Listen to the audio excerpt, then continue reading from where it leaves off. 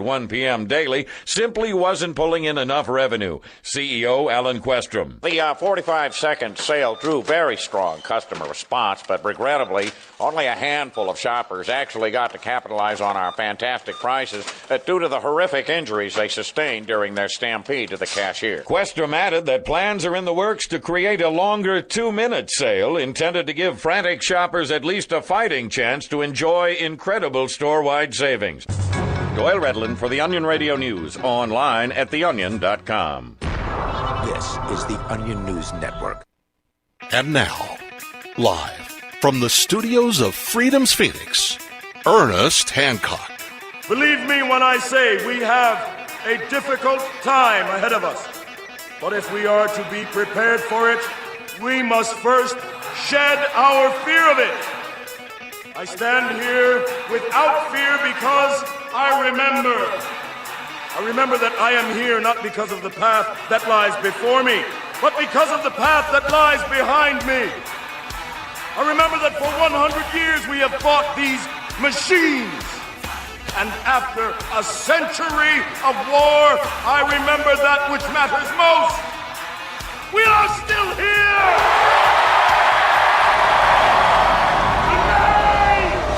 Let us make them remember. We are not afraid!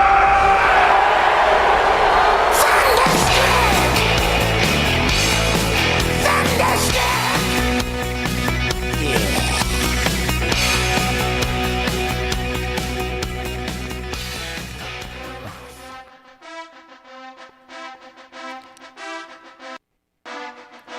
All right. Welcome to Freedom's Phoenix. Freedom's Phoenix with Dr. Frank Tambori. And this is me going solo, Philadelphia Frank Tambori, without Ernie Hancock trying to keep me into check and getting me to become that libertarian. But don't worry, guys. Those of you that are those libertarians, I'm not going to be regurgitating Fox News the entire time. We'll be discussing the winner, Donald Trump, in a heck of a week. Make actually Rocky Balboa proud. This man, we've been winning and winning so much. Mr. President, please stop winning. I can't handle it anymore. He promised us. I can't handle it. We have, of course, his fight with Iran, which I know in this audience, it's been an issue. Me too. But let's just be honest. It didn't turn around on him as many people thought with the boomerang of Iran fighting back. Much of it because of the unfortunate downing of the Ukrainian plane. We also have, of course, the job numbers that came out. We have the unemployment numbers that came out. The attack on of the sanctuary cities that came out. We, of course, had the Democrat caucus exploding, falling apart, and exposing the deep state to the leftists and to many Democrats, including moderates, just as the Ron Paul campaign wound up exposing the overall establishment, duplicitous nature of the establishment to Republicans, which started the Tea Party, which was Dr. Paul, even despite that Republicans do not want to give him credit for that, and then led to, of course, Donald Trump. We had the State of the Union address, which, oh boy, I know many of you probably have already been catching up on it from yesterday. Ernie and I did not do a reaction show the other day because he's not here, but I will give you my thoughts on it, hopefully add some more content or some ideas, more than you've maybe heard in the mainstream. But, oh boy, where do you even start with that State of the Union? I mean, it started at the beginning of the day with Trump throwing out CNN and MSNBC from the pregame luncheon that they normally have, and it just went downhill or uphill, depending how you look at it from there. And then, of course, the infamous Nancy the Tour Loser, or should we call her Nancy the Ripper, or my favorite, Skeletor. I think that probably is more apropos. But anyway, whatever name you want to give her. And of course, since we're all, well, at least for me being a Trump fan, you have to have a name. But regardless, that was epic and essentially basically sets up the automatic reelection, in my opinion, of Donald Trump. And if nothing else, the movement of the moderate Democrats, people that have been sitting on the fence this entire time, this entire week, and capstoned with Nancy Pelosi ripping up that speech. has done more damage to the Democrats than I think even they can reckon with yet. The establishment knows that they're done as far as the Democrat Party, at least for now. They have a major restructuring. We will be discussing this in the next hour, but I think the followers, the mainstream Democrat that were leftists, I should say, that maybe listen still to CNN. I don't know who those people are, but those that are still part of that narrative, I think they are about to have an awakening and a pseudo red pill. I don't know if it's red. Maybe it's a far left blue pill for them, but at least it's going to be awakening them. Anyway, then we have the acquittal after that. I mean, this is just within a couple weeks, guys. And the reason I played Rocky, aside from Philadelphia, it's the only thing that gets my blood pressure going to wake up, aside from Donna's coffee. But I'll tell you what, I have said on this show countless times to Ernie through the years. I've said this to my family and many people who say, Frank, when's Trump going to push back? What's going on? How come he's taking it? Where's Q? Where's this? Where's that? And for those of you that have listened to the show for a while, I have pointed out that Donald Trump is playing the rope-a-dope game. I've said this. I mean, Donna, you remember, right? I've talked about the rope-a-dope countless times. I've said, and if those of you that don't understand or maybe you're kind of young for this, he was the famous Rumble in the Jungle with Ali and George, what is it, the hamburger guy? It was the mean griller machine, the lean machine. Anyway, that hamburger griller machine, some of you might recall. Anyway, George Foreman was actually a really baddie back in the day. He found God later on in life after he lost against Ali, and then became a really different person and a real sweetie pie, kind of like Mike Tyson's story. But anyway, that Rumble in the Jungle was a big deal. It was the first ever satellite feed event of all time. It was the first one, and it was shown throughout the world from Zaire, I believe it was, Africa. Anyway, the thing is, at that fight, Muhammad Ali he came out of prison at that time. Remember, because he was a conscientious objector, and he was told that there's no way that he can win. There's no way he could come back. Not to mention, if he wasn't training the entire time in prison, and to take on the heavyweight champion, which was George Foreman, and he was a bear. He was at the time similar to how people looked at Mike Tyson, and there's no way he could win. And all the chips were against him. Howard Cosell, he actually was in his camp. He thought he always loved Ali as a person. But anyway, they're down there, and all the odds are against him. He's in the fight. He's in the ring, and it's round after round, and Muhammad Ali's just getting pummeled. And he's up against the ropes. He's got his hands up. He's getting pummeled against those ropes for I don't know how many rounds.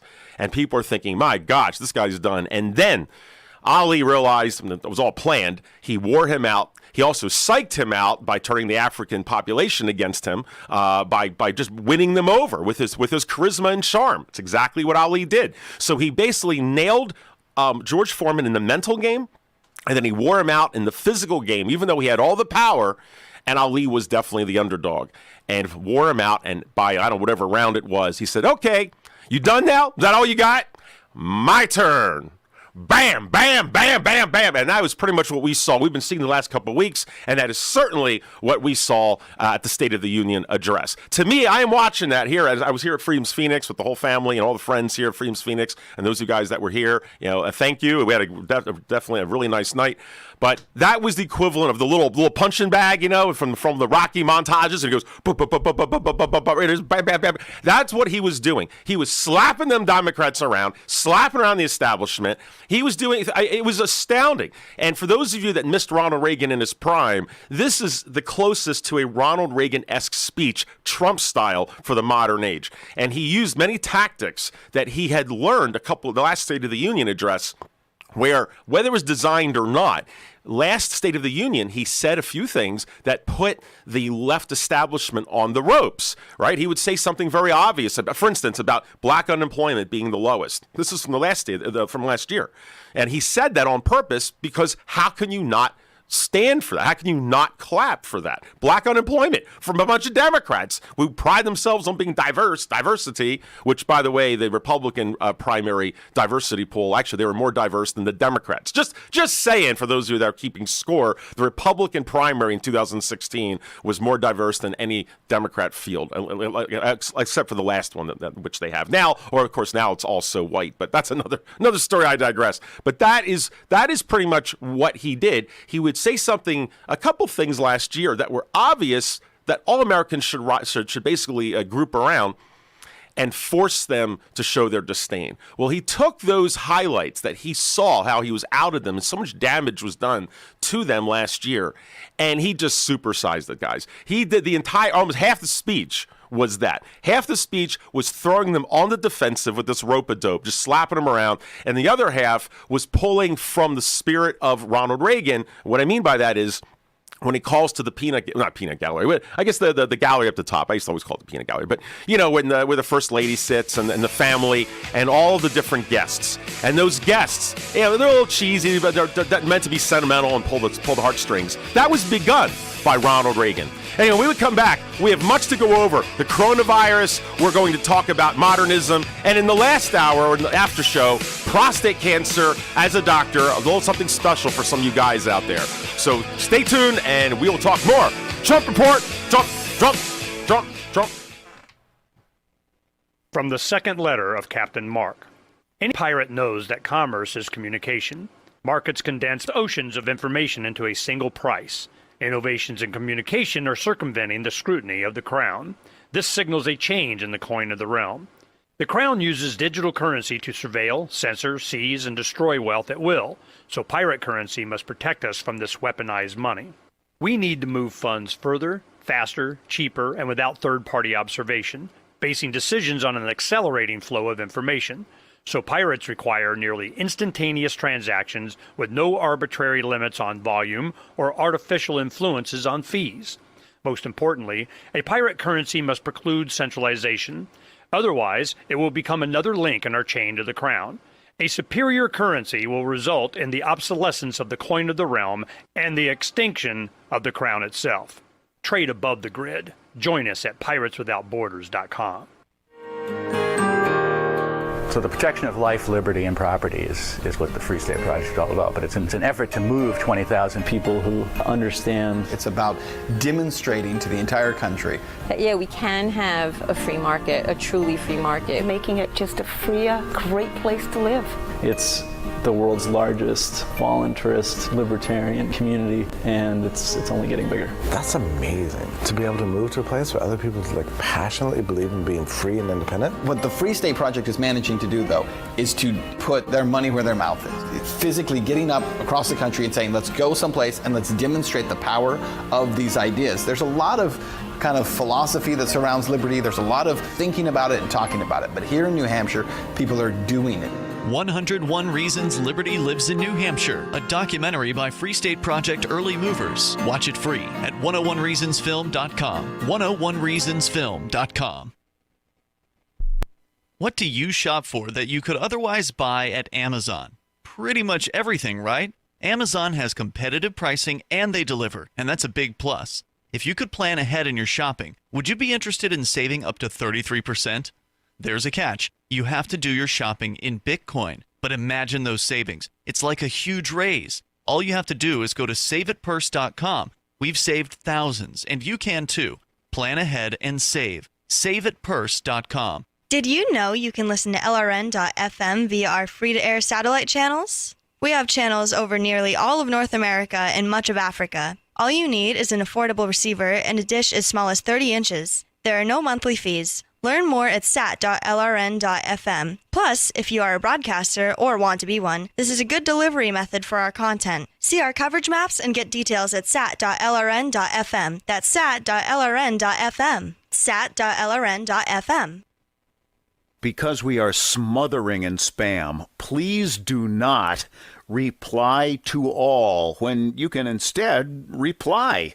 I was recently among over 100 invited to a corporate reunion. It's always a warm affair, and that's the problem. Enthusiasm for our upcoming get-together caused many recipients to RSVP the organizer with a cheery reply to all. I can't wait. Then others piled on with a reply to all to that.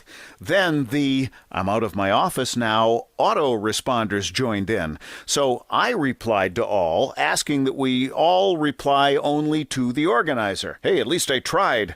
One invitee, apparently retired, shot back, "Point taken, but I really like seeing the responses since they're so positive." Smiley face.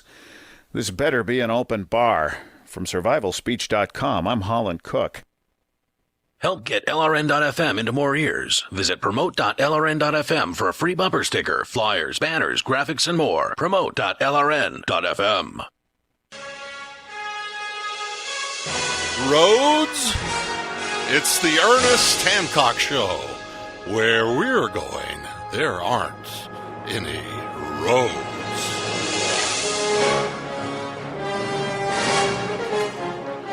All right, welcome back. Welcome back. We're trying to get this audio set. Hopefully you're hearing me okay, and Donna's going to be helping me out with this audio.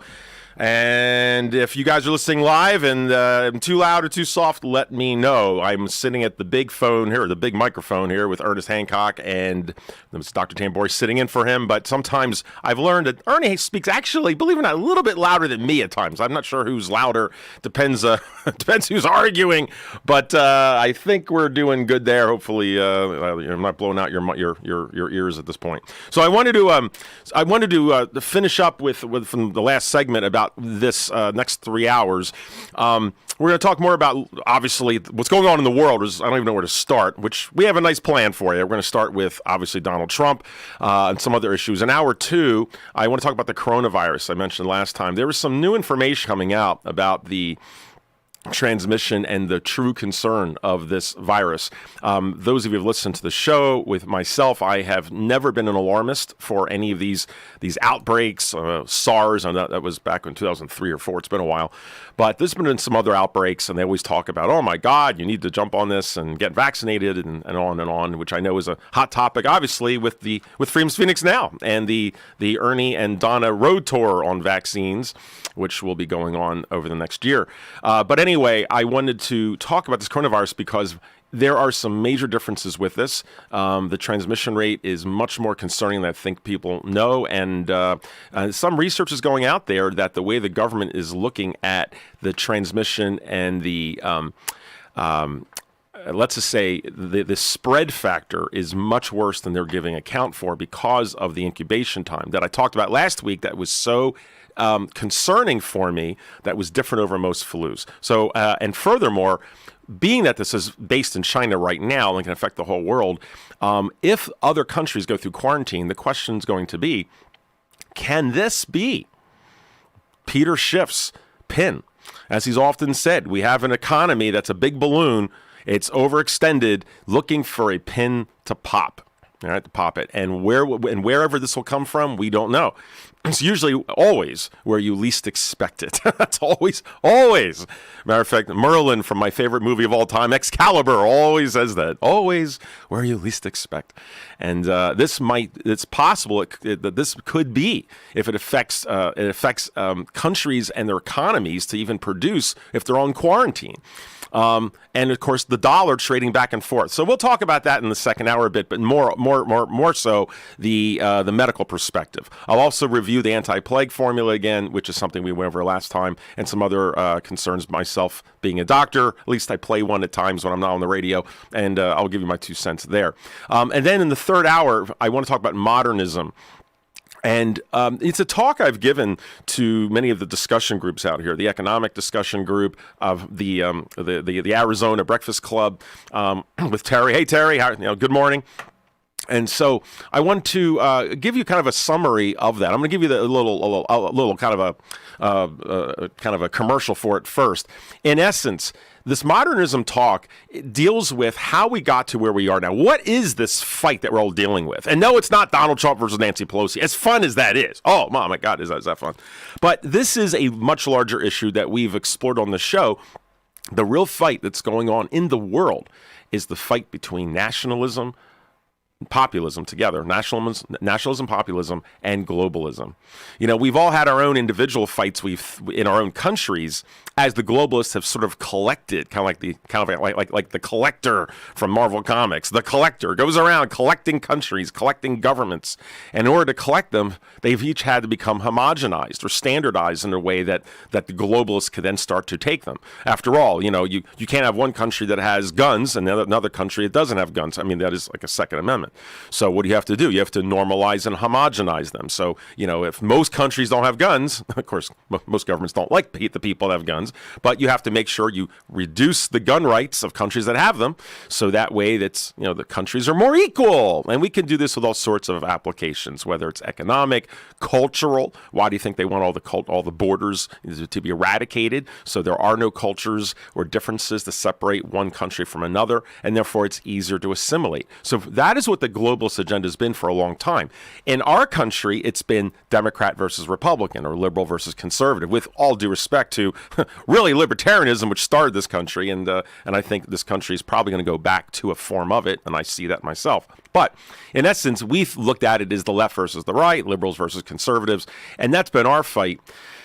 In essence, though, when you boil them all down, it comes down to whatever you want to call it, from country to country, like what's going on in England with the Brexit and different things. It's really nationalism and populism versus, the state. The government, bigger is better, whereas it's, for people like ourselves, it's more the individual. But this has been going on everywhere. Anyway, basically this fight of modernism is the fact, and I'm going to get into this in the third hour because this is a loaded topic. I'm just giving you kind of a precursor here, is that modernism is a philosophy that began 100 or so years ago. It was a philosophy that happened during the Industrial Revolution. Matter of fact, that industrial rev time was basically a manifestation of this modernist movement. And of the modernist movement, you had three spin-offs, three philosophies that came out of this one movement. And I'll explain what this ultimate philosophy was. I mean, it really goes back to Isaac Newton, believe it or not, and the fight that Davi and Ernie had last week when they went on and on about is it possible to know everything? You have enough data to figure it out ultimately. That, what Davi was talking about, or at least what Ernie, what they were debating, and what is it that the book he has here up here, the something economics,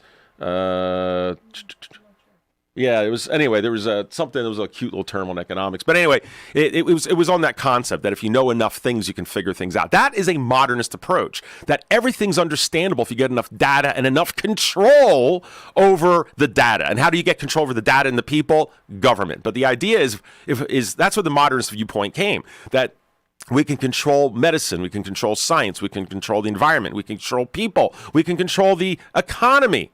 Everything that we live through for generations is all a manifestation of this concept. And three political ideologies came out of this modernist view.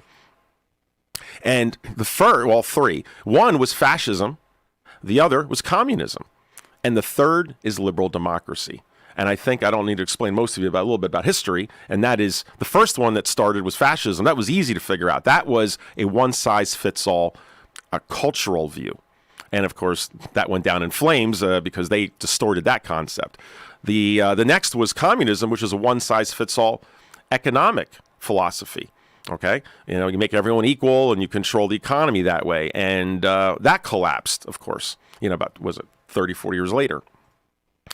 And the winner by default was liberal democracy, and liberal democracy is a one-size-fits-all political system, which is manifested into the United Nations. The idea that everyone, if everyone has ultimately the same political government, the same way of running things, which is what the UN and the globalists want, then you can control everything. And that was, in essence, they believe that's a good thing. Well, liberal democracy is now the last of the three. It's collapsing, and we're turning the page into postmodernism, what scholars say.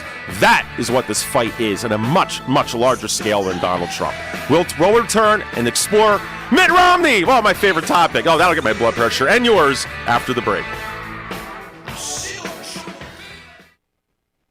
Looking for a great real estate investment? Consider New Hampshire, which is ground zero for the Liberty Movement. Your first call should be to Mark Worden from Porcupine Real Estate. He's more than just a real estate agent. He's your New Hampshire concierge. Where are the best places to live? Do you want farm, city, the burbs, or forest? Do you want a duplex or multifamily building so that renters pay your mortgage? There are homes in all price ranges in New Hampshire, and Mark can help with financing too. Invest in Liberty and property. Mark Worden can help. PorcupineRealestate.com. Now that you've found the Liberty Radio Network at LRN.FM, you may want to help expose others to our great programs. To assist you in doing so, you'll find resources at promote.lrn.fm, including details on how to get a free bumper sticker, quarter-page flyers you can print out and distribute, banners for your website, as well as files that will allow you to make your own custom banners and graphics. Visit promote.lrn.fm and help bring new listeners to the Liberty Radio Network. That's promote.lrn.fm. Free Talk Live. You know, you got to give those guys credit, though. Jesse Jackson, Al Sharpton, they've established this for themselves. And who are the Hispanic leaders? Who are the Chinese leaders? It's a brilliant marketing plan on their part to get them radio interviews and all kinds of appearances and sell books for them. But otherwise, that's really all it is for them. Right, and then when you call them out exactly what you said, if you are a black person, you are supposed to get upset when they tell you to get upset. Me and a lot of other people who are black, we've grown up. I'm 55 going on 56. I don't see color. I see people. I see behavior. I see morals. I see values. I don't see the color of a person's skin. That does not dictate how I should interact with that person. Their behavior, their morals and values dictate how I interact with them. Free Talk Live, 7 nights a week from 7 to 10 Eastern, live on the Liberty Radio Network at LRN.FM. Are you tired of governments around the world killing innocent people? Stop using their money. There is an alternative. Bitcoin is a stateless, free market, non-political currency. Bitcoin is money that cannot be inflated or controlled by any state. By continuing to use their money, you're perpetuating the killing. Stop doing it. You have an incredible alternative available to you now. Learn it, use it, spread it. Get started with Bitcoin at Bitcoin.com. It's Bitcoin.com. LRN.FM now has a Discord. Discord is a free text and voice chat platform, and we now have our own server with a bunch of channels at discord.lrn.fm. You can join other listeners as they chat about various things during our live shows, or anytime, day or night. Discord software is available cross-platform, so you can have it on whatever device you want and take your chats anywhere. Join our Discord at discord.lrn.fm. That's discord.lrn.fm.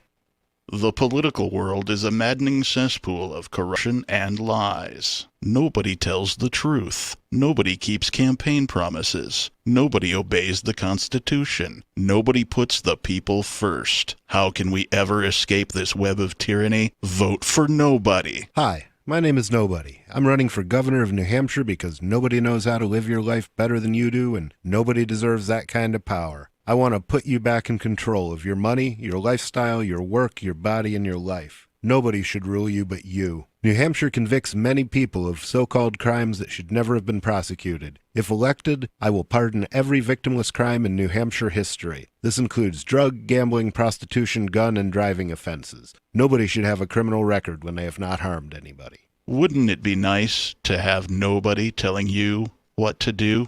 Learn more at electnobody.com. electnobody.com. Some of our live shows are streamed in HD on Twitch. Please follow and share at twitch.lrn.fm. That's twitch.lrn.fm.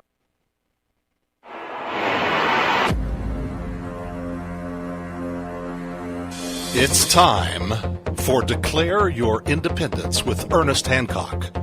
To be a part of the show, call 602-264-2800. Welcome back. Oh, this is by far the coolest bumper music Ernie's got going. You know, it's not quite Tangerine Dream, but you know, which I got to play at least once for the show. But I'll tell you what, Ernie, I'm not too bad on that one. You know, a little Matrix there. I love it. All right, guys. So this is Dr. Tambori sitting in for the Ernest Hancock on the Trump Report. Trump. And we have much to go over. Let's get into current events. My gosh. First of all, I start off the show about the whole rope-a-dope and that what I've been predicting has occurred. All right. Donald Trump has been taking all this for a while. I mean, for years. And he's been holding it back. And I know, because gosh knows, if you say one little thing to Donald Trump, if you attack him, he, of course, remembers and he will hit you twice as hard back. That's sort of like the East Coast world that I remember my grandfather talking about. You go outside and someone starts a fight, you come back back. That my grandfather would tell you, I hope the other guy's bleeding more, right, and send you back out to finish the fight. It's a bit old school by today's standards, I realize, for the snowflakes out there, but that is Donald Trump. He won't, in my opinion, he doesn't start a fight. I think he has very good character. Even my mother and people have problems with his personality will admit that he seems to be a good person. He believes what he's doing is correct for America, whether we agree with all his policies or not. I don't even agree with all his policies, believe it or not, some of you. But, the intentions are pure. He comes at it from a perspective of unifying the culture and what he thinks is best for America, not to enrich himself. Now granted, I'm sure he doesn't mind the name recognition. I mean, having Trump on billboards doesn't quite compare to maybe being on the $1 bill someday, or maybe the $1 billion bill after the economy collapses. Who knows? But obviously there's more to it. But I think he believes in what he's doing.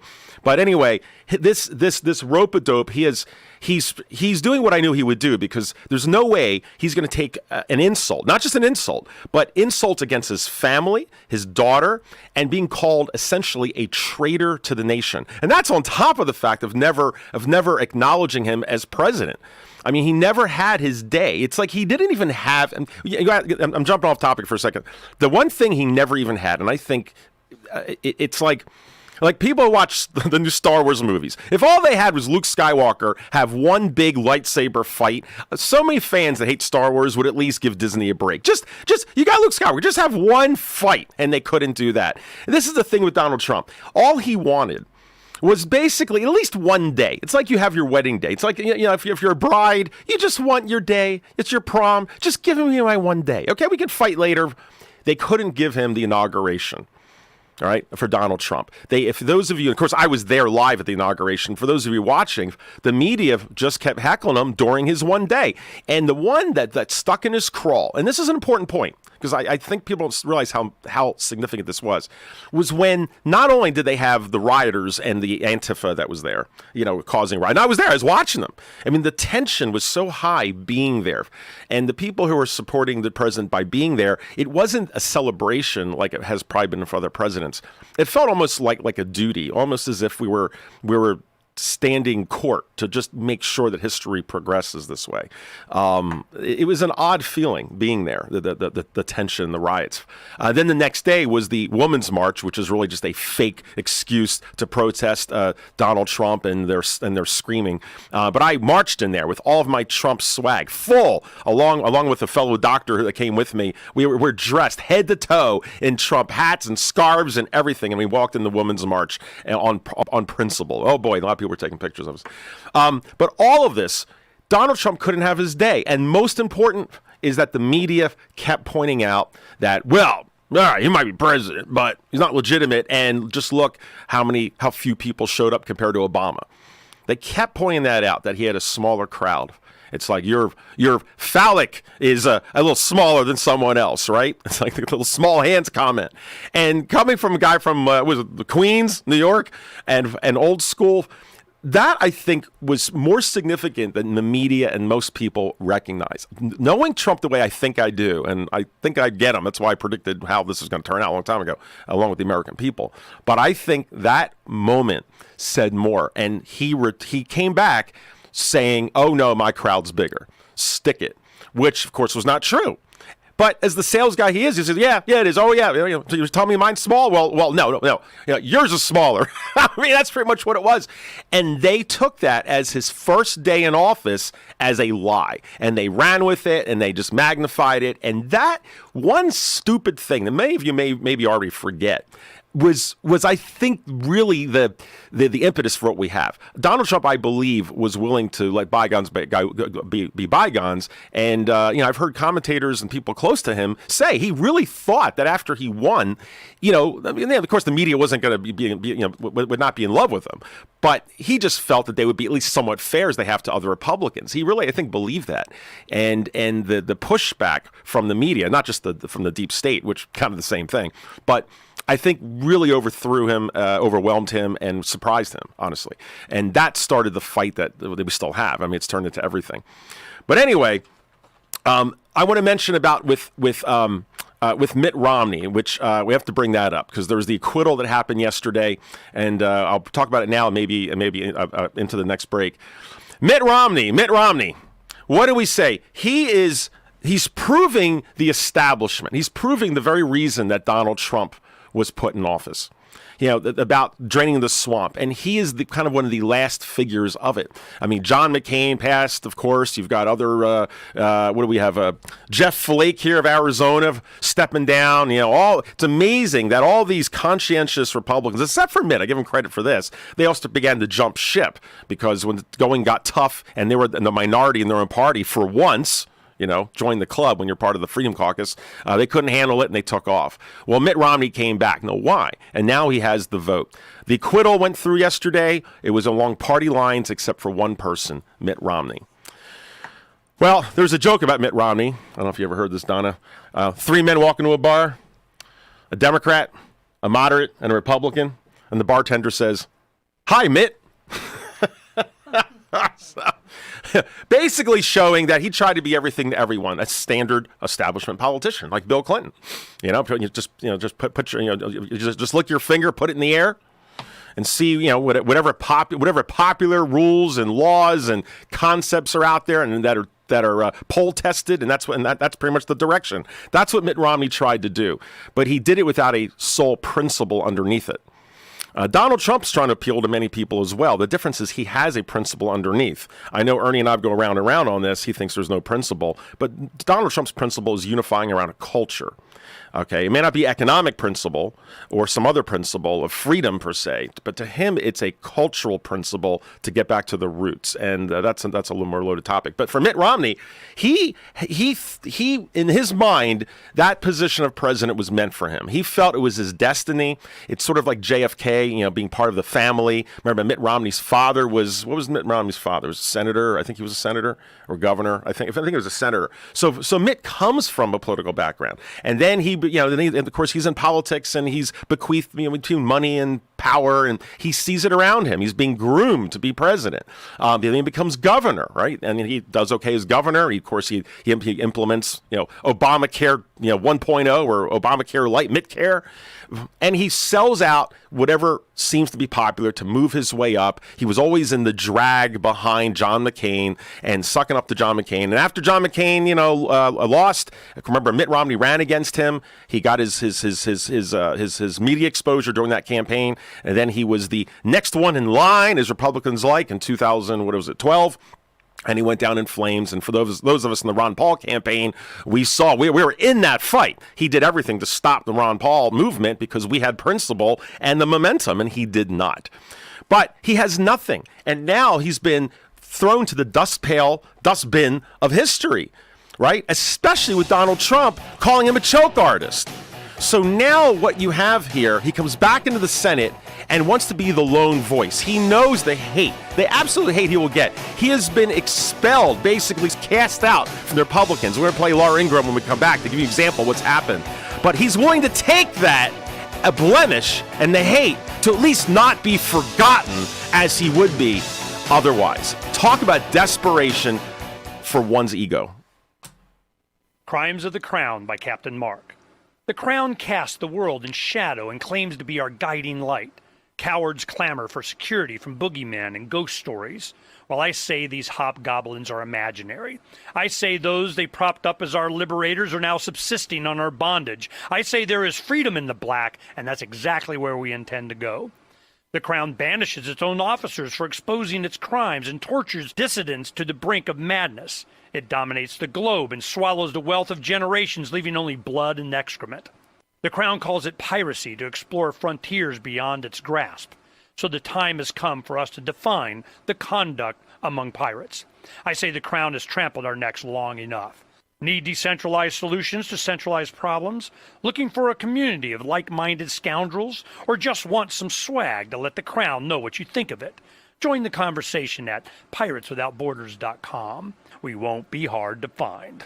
So you've signed the Shire Society Declaration and are planning your move to New Hampshire to be around more liberty-oriented people. Next, sign up for the Shire Society Forum at forum.shiresociety.com. There are a bunch of people there who are already in the Shire, and they want to meet you. If you're already in the Shire physically, you should also come by the forums. Remember, not everyone uses Facebook. New people are signing up for the Shire Society Forum every month, so drop in and say hello at forum.shiresociety.com. The LRN.FM social media channels have been revamped. We've eliminated Facebook and focused on other platforms like Twitter and Mastodon, the decentralized alternative to Twitter. On our accounts, you'll find posts from multiple LRN.FM show hosts together in one place. Follow us on Twitter at twitter.lrn.fm, or better yet, move to the decentralized Mastodon social media platform at toot.lrn.fm, toot.lrn.fm. I think you'll like it.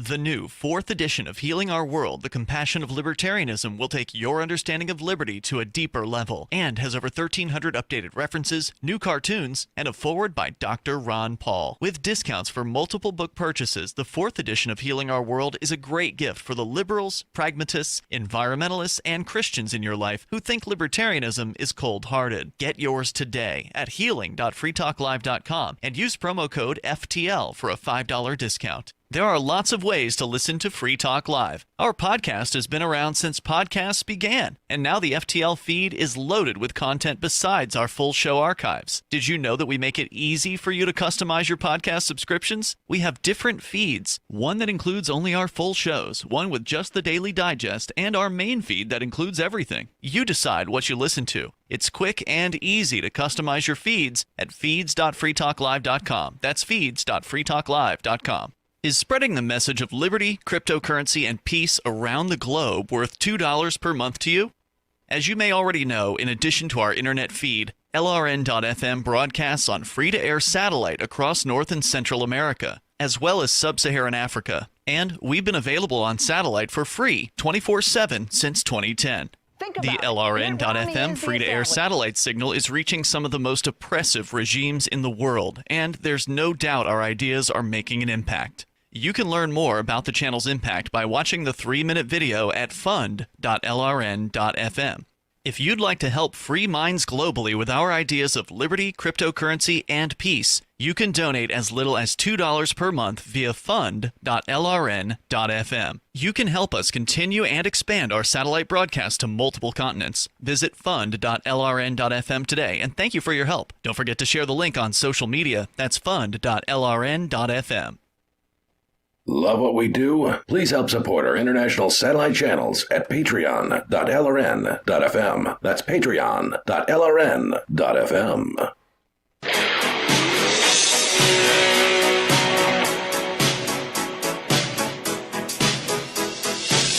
Freedom is the answer. What's the question? What's the question? You're listening to Ernest Hancock. I want to break free.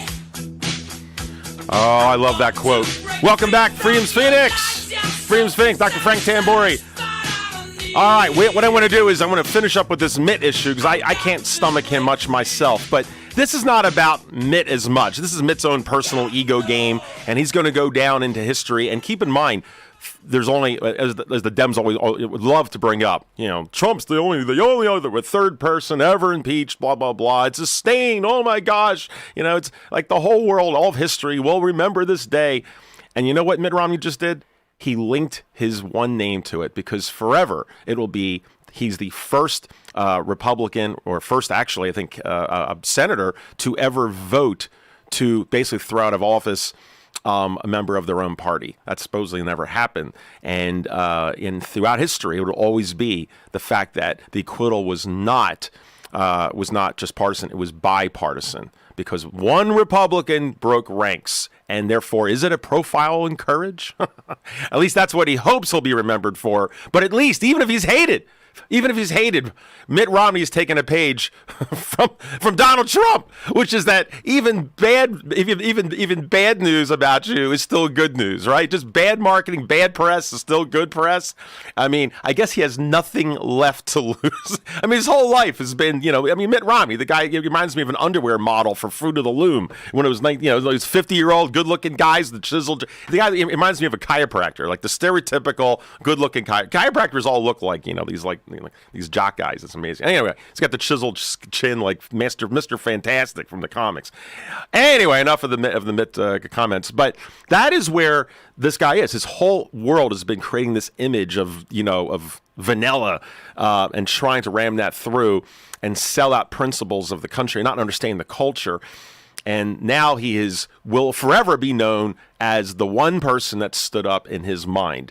So that's about as far as he has to go. So I want to show you, though, Fox News. I know, Frank Tambori just watches Fox all day. No, I don't. Trust me. But this one's interesting because Fox has always been in the establishment, and Ernie and I had long fights. Those of you who listen to the show for a while, you guys know we fight sometimes.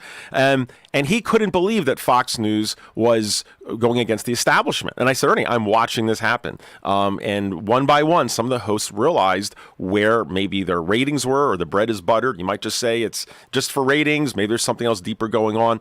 But I'm astounded to watch this one station, despite their faults, take on the establishment, especially then when it was not popular to do.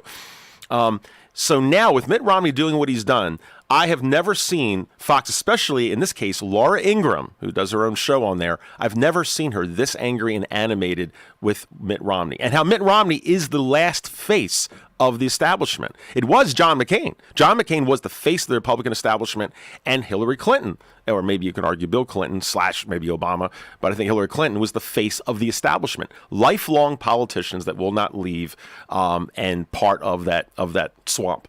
Well, anyway, I'm going to play this for a couple minutes here. This is Laura Ingraham not only talking about the establishment being a problem, Mitt Romney being part of it, and just see how she raises and burns down Mitt Romney. I've never seen anything like this. So let's just go for a couple minutes and you'll see what I'm talking about. This is a transition point of the death of the establishment of the Republicans, let alone the Democrats, which are coming up next.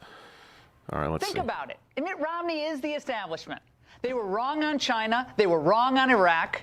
They were wrong on immigration, wrong on the housing bubble, wrong on the bailouts, wrong on things like Harriet Miers and David Souter. For the GOP establishment, it was always about what was good for them personally or their conscience or Wall Street, not what was good for the average American.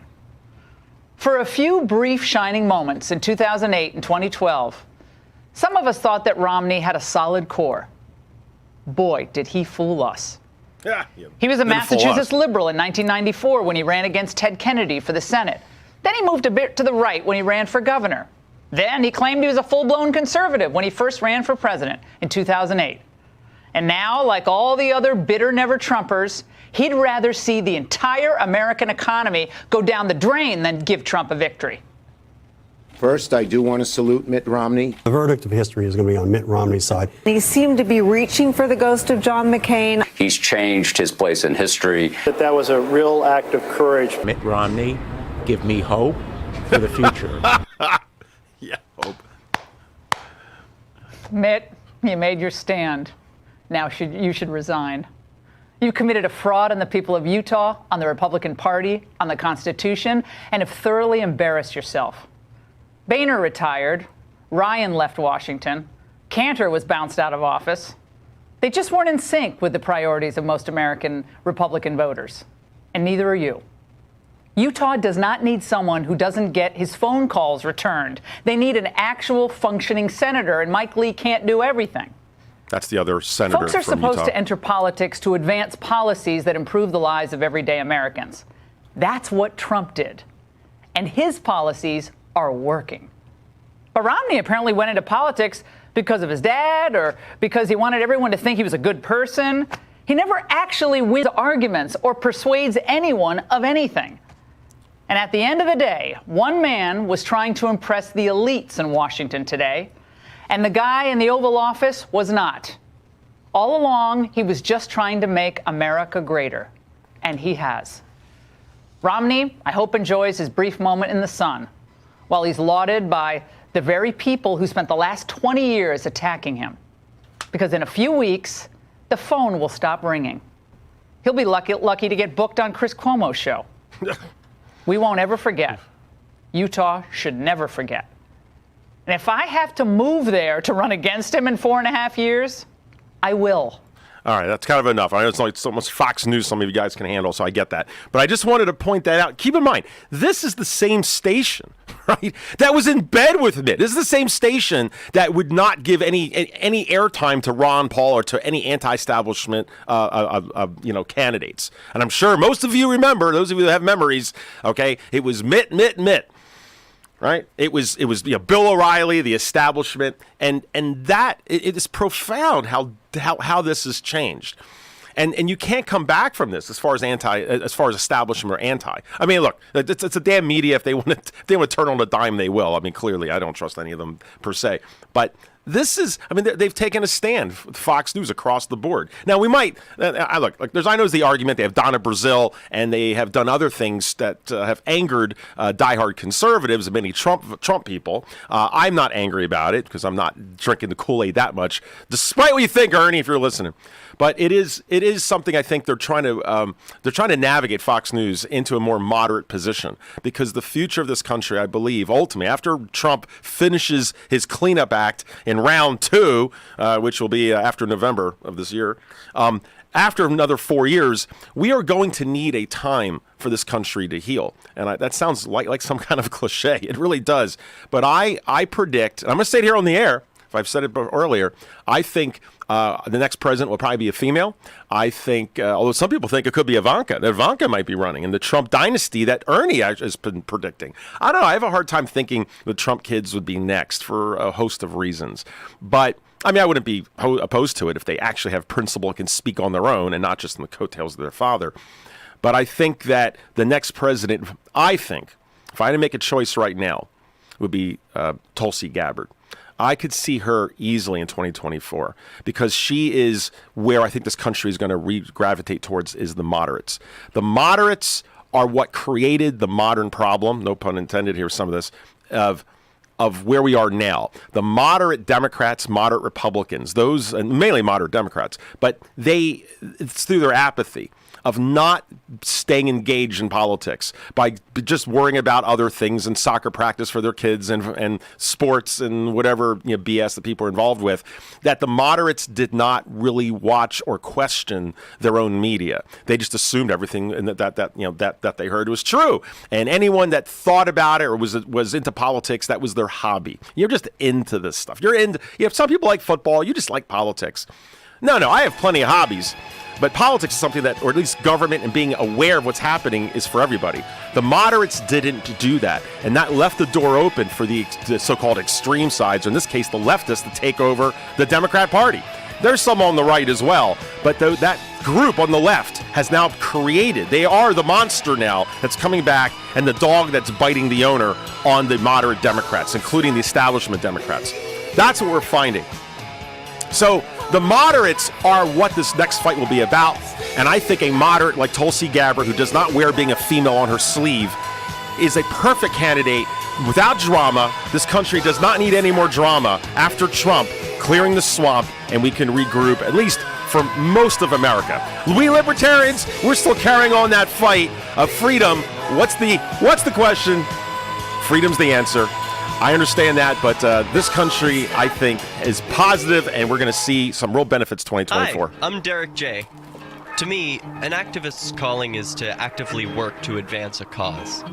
The cause for which I work is personal freedom. I believe my life is best when I engage in voluntary interactions and self-government. I reject the idea that anyone else has a higher claim to my life or my body than I do.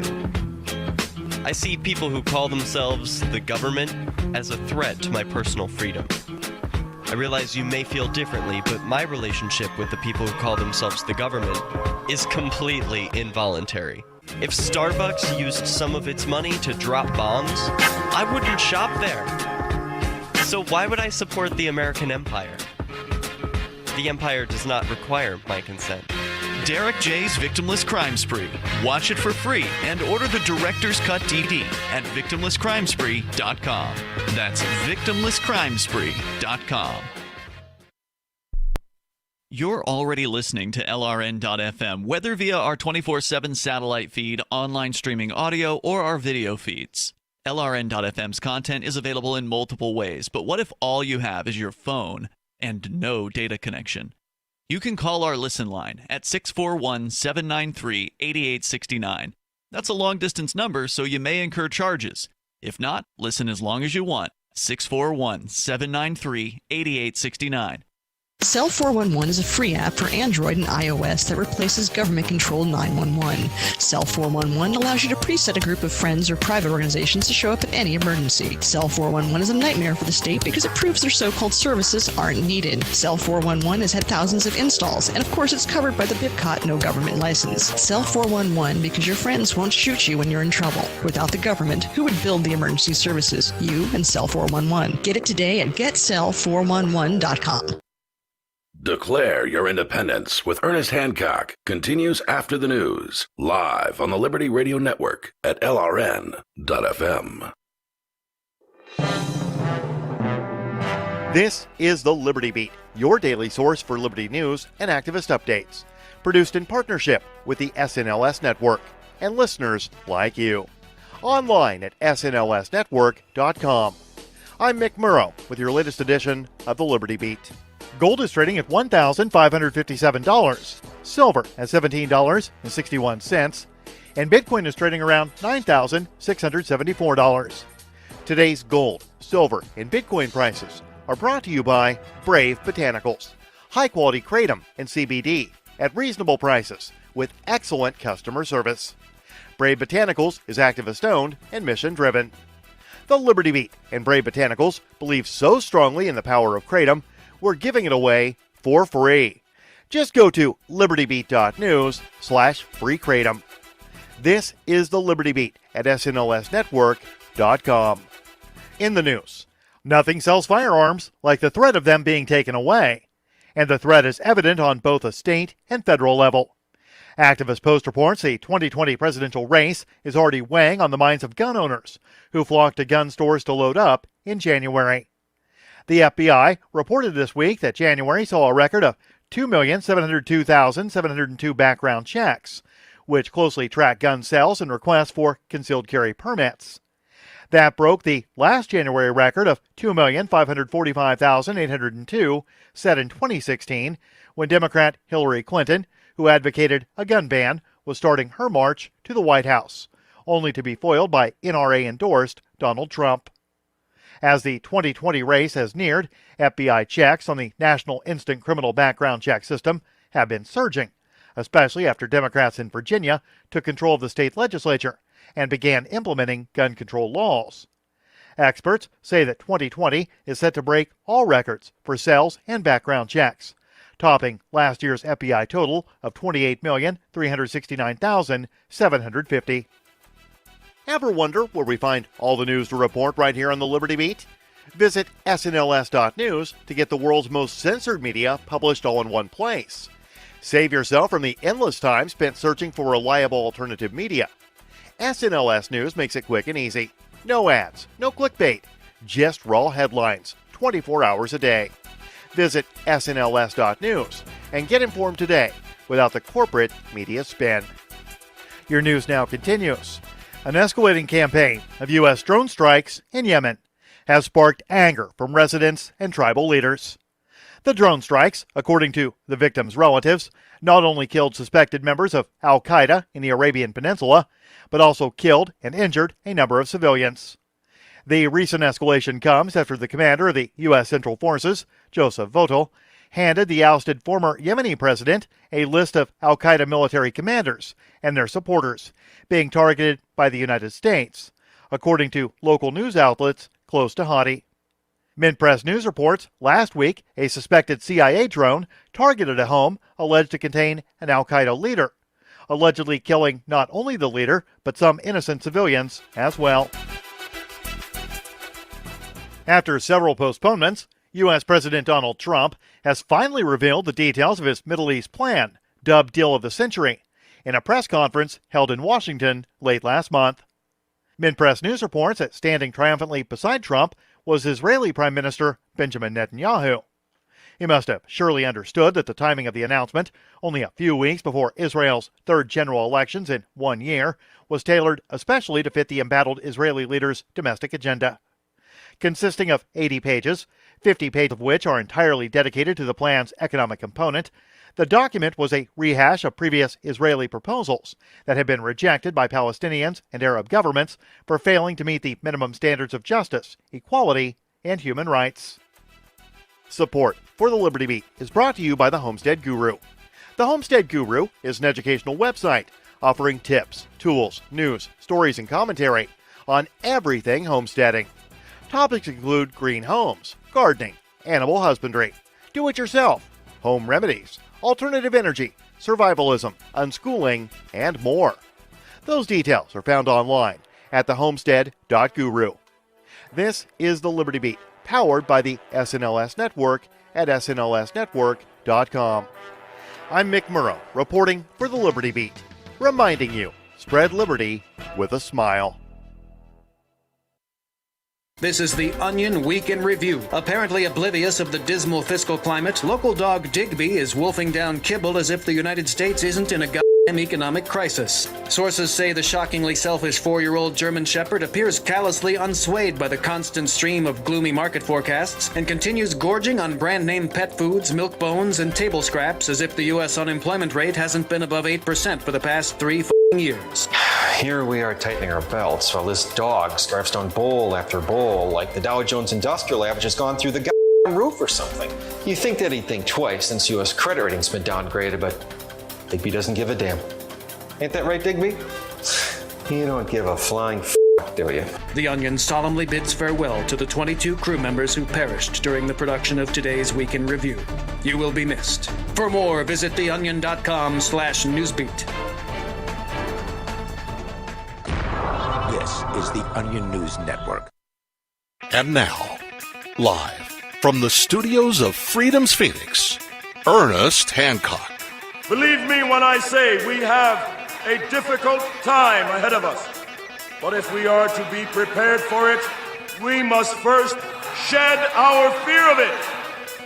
I stand here without fear because I remember that I am here not because of the path that lies before me, but because of the path that lies behind me.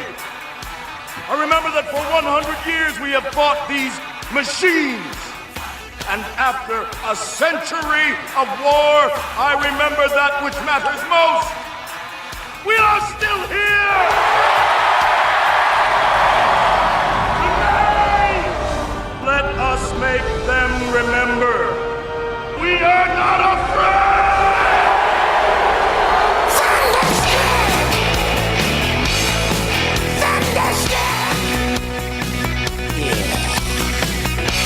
Trump.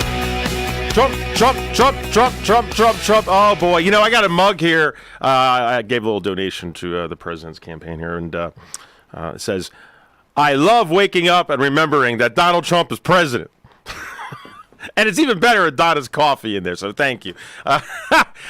It's astounding, the marketing of this guy. He even is sending out. You have Donald Trump wrapping paper. There's also now Donald Trump Valentine cards. That's right. Make sure that you give your loved one a greeting and be my Valentine from the president, Donald Trump. You know, after all, he's got Melania. I'm sure he's a real win. So anyway, I'm going to take some advice about Valentines from Donald Trump. Hey, look, this is Dr. Frank Tambouri sitting in for the Ernest Hancock on Freedom's Phoenix, the Trump Report. Unrestrained, I can talk about Trump. I even wore my Trump underwear and everything just today because Ernie's not here to give me crap. But in all fairness, no, this is not the Fox Report, despite some. We're going to review a bit more with Donald Trump, the State of the Union, some real highlights. I promised you in the first hour, I want to try to give some other thoughts of what I took away and gleaned from the State of the Union, especially understanding the game that we're all watching in Washington. Also, at the probably the bottom of the hour, I want to give some comments as a doctor, although I'm not an expert in infectious disease, but I do follow this being a physician. Of course, we're wearing masks at our own office for this coronavirus, since it is here in Arizona, and we do ports, which is like type of it's an IV administration. So we have to make sure we don't get any bacteria, anything, or virus. So we're kind of cracking down at our office. But I want to talk about the coronavirus a little more in detail and some technical information you might want to know, and some of the concerns I have for this thing, which I have not been concerned about other, concerning viruses the government wants you to be worried about and do vaccines. This one could be a little different. So we'll talk about that. And then in the third hour, next hour, I want to explore that topic I mentioned last hour a bit more about modernism. I want to talk a little more about that. I think hopefully I piqued your interest with some of you about where we are and where this is going internationally. And then for those of you, some of you men out there or women that know some men in your life, I'm going to do something I have not done on the show, which is in the after show. So after the full show is done and we just are able to do this ad-free and just let it run, I'll probably spend half an hour, and just I'm going to turn off my political brain, if I can do that, with sitting in this office. It's hard to do, and be in my doctor mode. And I don't want to spend too much time on it now and lose some of you guys, but I do prostate cancer as far as prostate cancer assessing. I have an international practice where people fly in really from everywhere, people China, Africa, what have you, with their spouses to help figure out, do they have a prostate cancer problem or not? The way it's set up today is that if this lab called a PSA is elevated even slightly, the system assumes you have cancer until proven otherwise. And the thing is, this cancer only kills 1 out of 40 people, so most people don't die from it. However, the surgery to get rid of this prostate cancer has all sorts of side effects. We're not talking like skin cancer where you might have a scar if they remove, the cancer, or, God forbid, if you have to remove a breast with a mastectomy, you can at least, a doctor can reconstruct that, and it doesn't hit functionality as much. But prostate cancer is one of these cancers where chances are you're not going to die from it, and yet the treatment is horrendous. I mean, there's like 90% chance you're going to have some form of erectile dysfunction or incontinence or other problems. And like the great American philosopher Howard Stern, I'm not a big fan of him much anymore, but as he once said, it's called the equation from hell.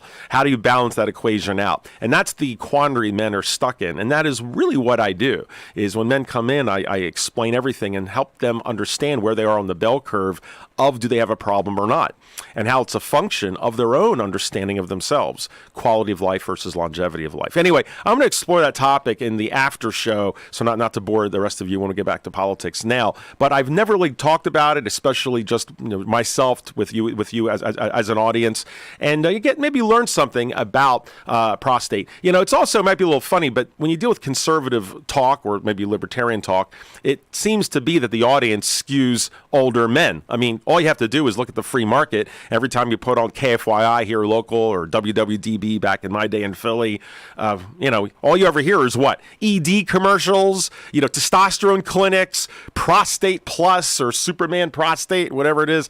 That's all you hear. I mean, and there's a reason why, because that's the market. So whether I got into it subconsciously or not for that is another story. But anyway, that'll be in the after show if those of you want to just jump ahead to that show. All right, so let's get back here. We have the State of the Union. Some thoughts on this. Well, I assume everyone by now has watched it. I don't want to talk about all the obvious of her ripping up the speech and all, but there is the drama I mentioned started off with Donald Trump. With all of this, I mean, he had the replacement of NAFTA from a week or so before, the Iran issue, which I know we abhor as libertarians over the bombing, but from I guess I can use the word optics perspective, he successfully dealt with that situation and no blowback, at least yet. I know some of you guys are cringing over that. Just wait, right? 9/11 basically took many attempts, and for many years we shall see. But I think that the downing of that Ukraine plane, which was by accident, I think it's the fog of war and the fear that I'm sure the Iranian soldiers had, not knowing what was about to hit. I mean, they just bombed America, and they're waiting for the retaliation, and they know what was coming, and they shot down that plane sent to Ukraine, which was, essentially their friend, and many Canadians were escaping back to Canada through that flight to Ukraine. And, so they shot down many people and governments that had some friendly relations with them. And that really just kind of, I think, undermined all of their anger. And it's almost like you have two kids. I hate to make this about, and undermine this. I mean, people died here. But it's like you have two teenage kids or two children, and they're fighting each other, and they're pushing each other, then shoving, and then they're hitting each other, and then all of a sudden a vase breaks, grandma's vase breaks, and both kids go, oh my God, and they stop, and they both realize that they're both in trouble. They took it too far, and they screwed up. That, to me, is what it felt like. It seemed that this was about to escalate, and maybe Trump just has, unbelievable luck, as they say, slips on a banana peel and always comes up standing up straight. Whatever it was, but that Ukraine down plane, unfortunately, for the people and the deaths that occurred, but it pretty much, I think, stopped the escalation. It's an interesting perspective, I think. So anyway, all of that were these feathers in his cap leading up into the State of the Union. Throws out CNN and MSNBC, and then it starts even further in a way that some of you may not know in the very beginning. Nancy Pelosi, typically, the Speaker of the House, of course, has to invite the president in, and this is decorum because of separation of powers. If the president just walks in, it shows that he's dominant over the legislative branch. So it's like a person has to invite a vampire into your house. That's kind of the same thing. If you don't get an invitation, they can't come in. But when the president is being introduced to Congress, this is what is normally said. The Speaker will say, "Members of Congress, I have the high privilege and distinct honor of presenting to you the President of the United States." And everyone cheers, all right? But instead, Nancy Pelosi, with that little grimace of hers, Skeletor, she said basically, what did she say? Members of Congress, the President of the United States. That's all she said. Members of Congress, the President of the United States. And then she sat down and played Candy Crush the entire time behind the president. Or maybe she was on Monster.com looking for a new job is probably what she was doing. But anyway, that is the biting back and forth was deeper than just what we saw at the end. That was pent-up rage. And the question I'm going to have for you, something very politically incorrect, is did Nancy Pelosi undermine the women's movement as being the first speaker who's a female to act the way she did? I want to explore that concept, and we have a female in the house, Donna. The overall picture in the real estate market today is one of frustration when you take many factors into consideration. The housing market pundits would have you believe that everything is okay, but the long-term trending on the real estate numbers say otherwise. You are starting to see another wave of commercial and retail center vacancies, which follows a downturn in the residential market. So when you are ready to sell your house, I can help. This is Donna Hancock with Silver Alliance Realty in Phoenix, Arizona, and I can take some of the guesswork out of the home selling process, providing you with market trends in your area and detailing what you can expect before, during, and after the transaction. Being in the real estate business for almost 20 years now has afforded me knowledge of the market, networking with industry specialists along the way. And that includes professionals that can help after the sale to help protect your assets. So let's get moving today. Please feel free to call or message me at 602-828-1819. That's 602-828-1819. Or visit my webpage at donnahancock.com. On Free Talk Live, we're bringing people to the ideas of liberty every day. From wrestling superstars like Glenn Jacobs. You guys really are having an impact, I believe. Like I said, a lot of where I am now is due to listening to Free Talk Live. You changed my mind on some very important issues years ago. To random people tuning in on the radio. I was kind of stuck in the left-right paradigm. I heard your show by chance on a Saturday night. From there, I went on, joined the Free State Project, and become an amplifier. So, I mean, that's really the reason why I amp is because I know that if it wasn't for you guys being on as many stations as you are, I never would have found the ideas of liberty. Your amp will directly change more lives by getting Free Talk Live in front of people looking for talk radio online and on the air. When you amp Free Talk Live, you get perks like access to the AMP-only Facebook group and AMP podcast. Visit amp.freetalklive.com. Are you a cryptocurrency advocate? The Crypto Tip is the ideal outreach tool to help new people discover cryptocurrency. It's a printable business card-sized tip that you can give to service providers, preferably in addition to a good cash tip. When the server scans the QR code, it'll bring up an explanation of cryptocurrency, how to install a wallet, and allow them to claim the tip. If they don't claim the crypto, you get your tip refunded to you after a time period you specify. Plus, if they do claim the tip, you get an email alert. Create as many tips as you want at cryptotip.org. That's cryptotip.org. Imagine someone in your community getting in their car, turning on the radio, and hearing the Liberty Radio Network. You can make that vision a reality with your own micro radio station. Visit broadcast.lrn.fm to learn how you can put our programs on the air in your area. You can have LRN.FM running around the clock, and you can even add in your own local shows. Building a radio station is simple, but programming isn't. That's where LRN.FM comes in. Learn more at broadcast.lrn.fm. That's broadcast.lrn.fm. The Free State Project has reached its goal of 20,000 liberty lovers who've pledged to move to New Hampshire and get active to achieve liberty in our lifetime. Perhaps you're trying to figure out what part of New Hampshire should be your destination.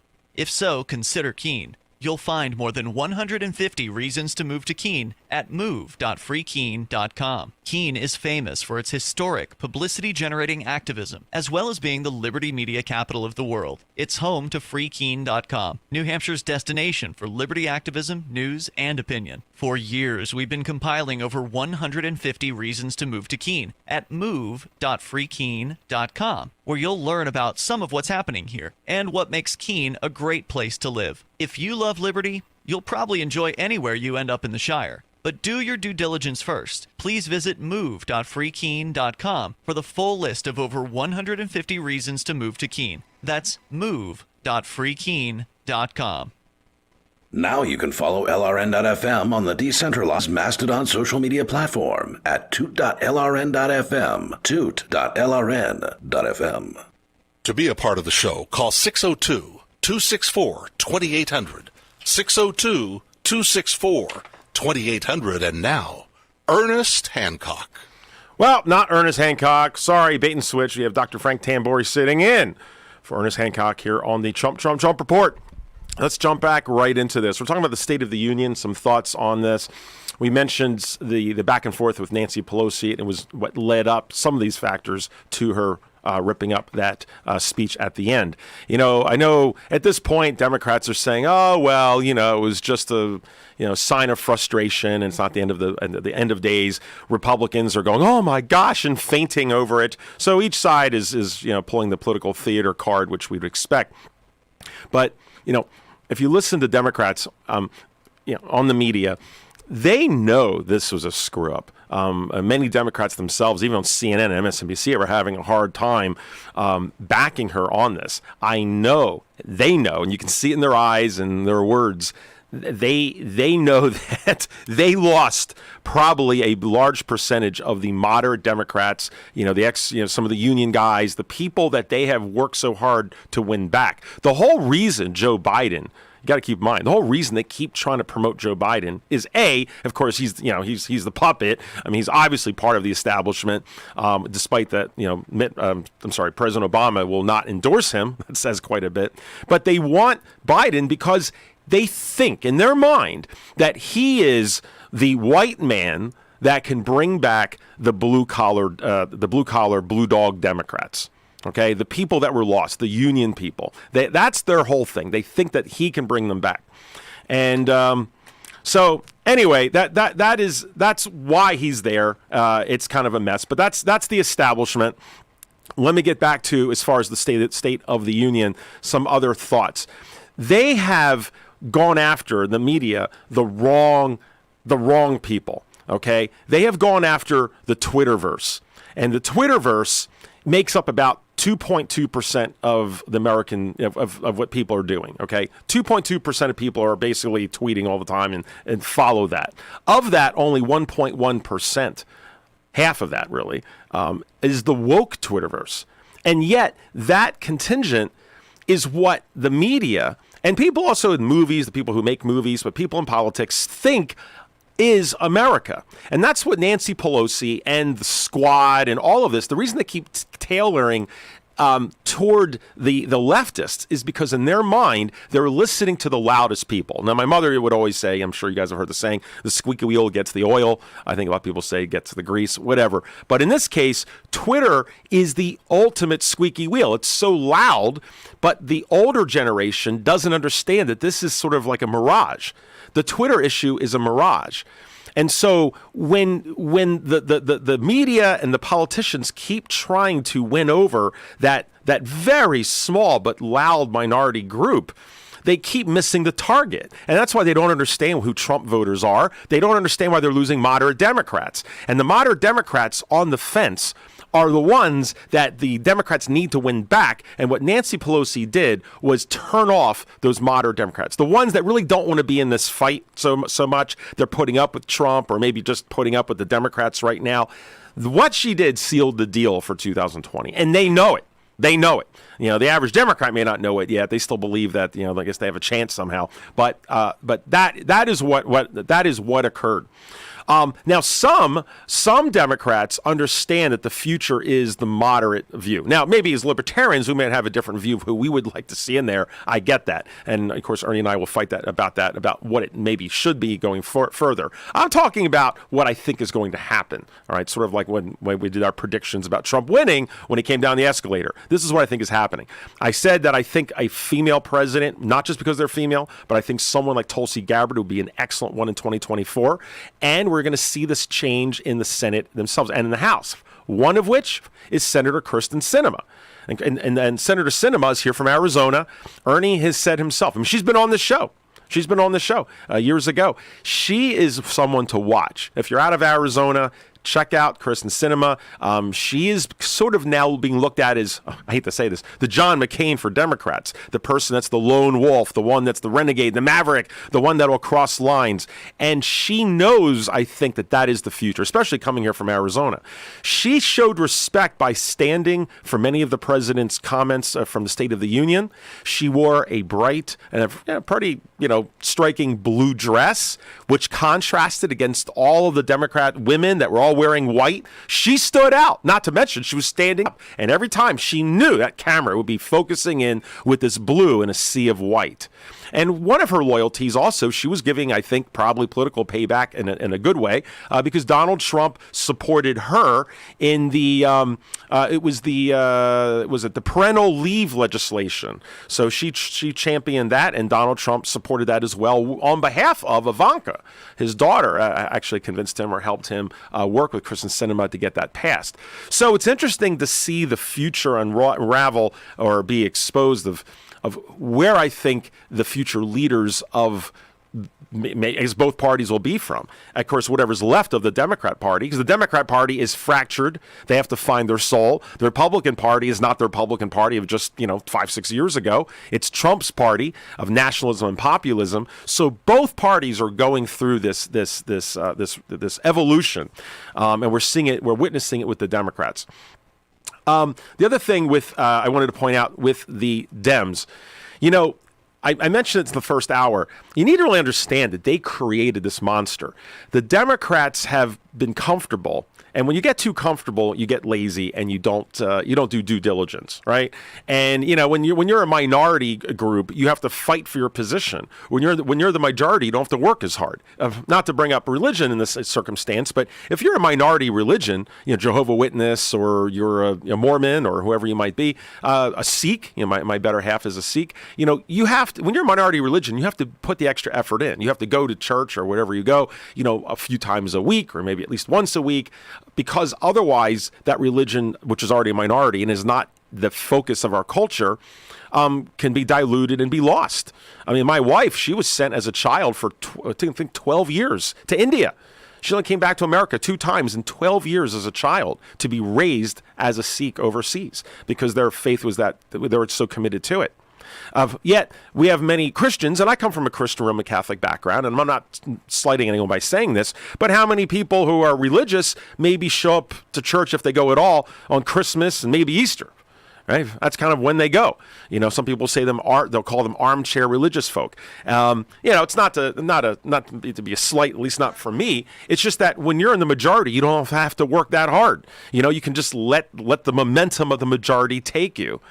And you don't have to be vigilant. And that is what the media, the liberal media, the liberals in general, and moderates in this country have allowed to happen. Since they took over the media following Watergate, because the establishment was conservative, and they were the corrupt establishment that got too powerful and unchecked because of all the money that went into the military, because people did not want World War III. Keep in mind, people like John McCain, as much as I despise the guy in many ways, but his generation knew people, a lot of them are older than him, though, at the time, maybe served in World War I.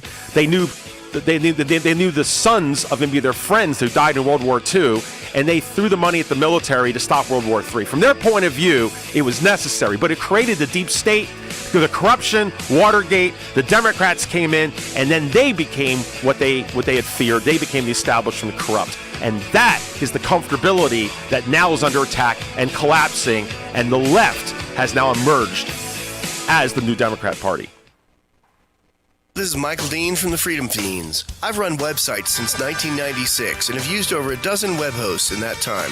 AgristHosting.com is the only one that hasn't broken my heart. Agrist Hosting's uptime and service is stellar, and their DDoS mitigation is the best I've seen. That's important because if you tell the truth in this world, you'll ruffle feathers. And some people will try dirty tricks to silence your voice. No matter what the haters hit us with, Agrist Hosting keeps our websites online. If you have a mission-critical commercial presence or a world-changing activism site, you cannot tolerate any skullduggery. So go with AgristHosting.com. Have a WordPress or blog site, but you're not satisfied with performance or uptime? Or just want raw hosting? Want to pay with Bitcoin? Agrist Hosting specializes in high-performance hosting with personalized service. Go to AgristHosting.com and click on the button that says Get Hosted. That's AgristHosting.com. We have some good news. The indictments against Ross Ulbricht in the District of Maryland were dismissed with prejudice, meaning they can never be refiled. This is especially good because those indictments contain the only charge ever made that Ross engaged in murder for hire. This was a serious allegation that Ross Ulbricht denies. It was never prosecuted or ruled on by a jury, but was trumpeted by the federal government and the media as if it were proven fact. The Maryland court held these indictments for almost 5 years, poisoning Ross's case and leaving him under a cloud of unproven allegations. As explained in Ross's appeal to the Supreme Court, the fact that the judge used these allegations to give Ross a draconian sentence of double life without parole violated his Sixth Amendment right to a jury trial. Judges are required to issue sentences based on convictions decided by a jury, not unproven allegations never even charged at trial. Although this is a positive development, the dropped indictment will not set Ross free. Now, a presidential pardon is Ross's only hope of freedom. Sign the petition at freeross.org. freeross.org.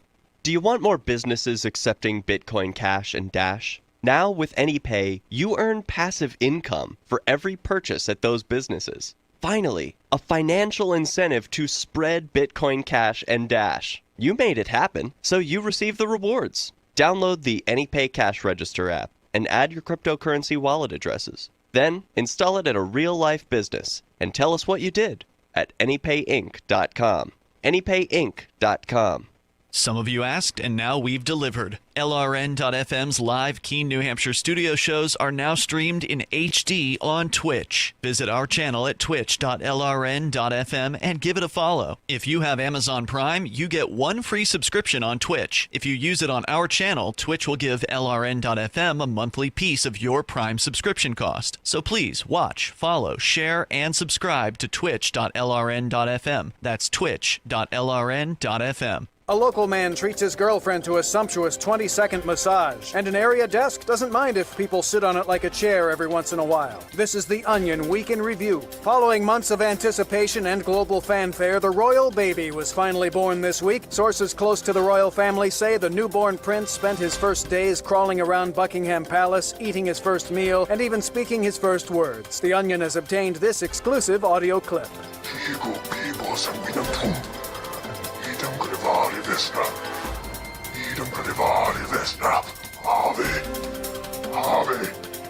Ave Antichristi, Ave Antichrist.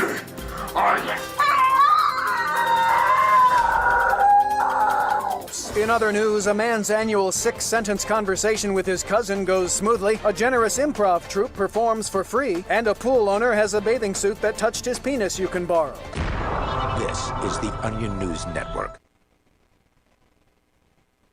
This is the Liberty Radio Network, broadcasting the latest liberty-oriented audio content 24 hours a day at LRN.FM.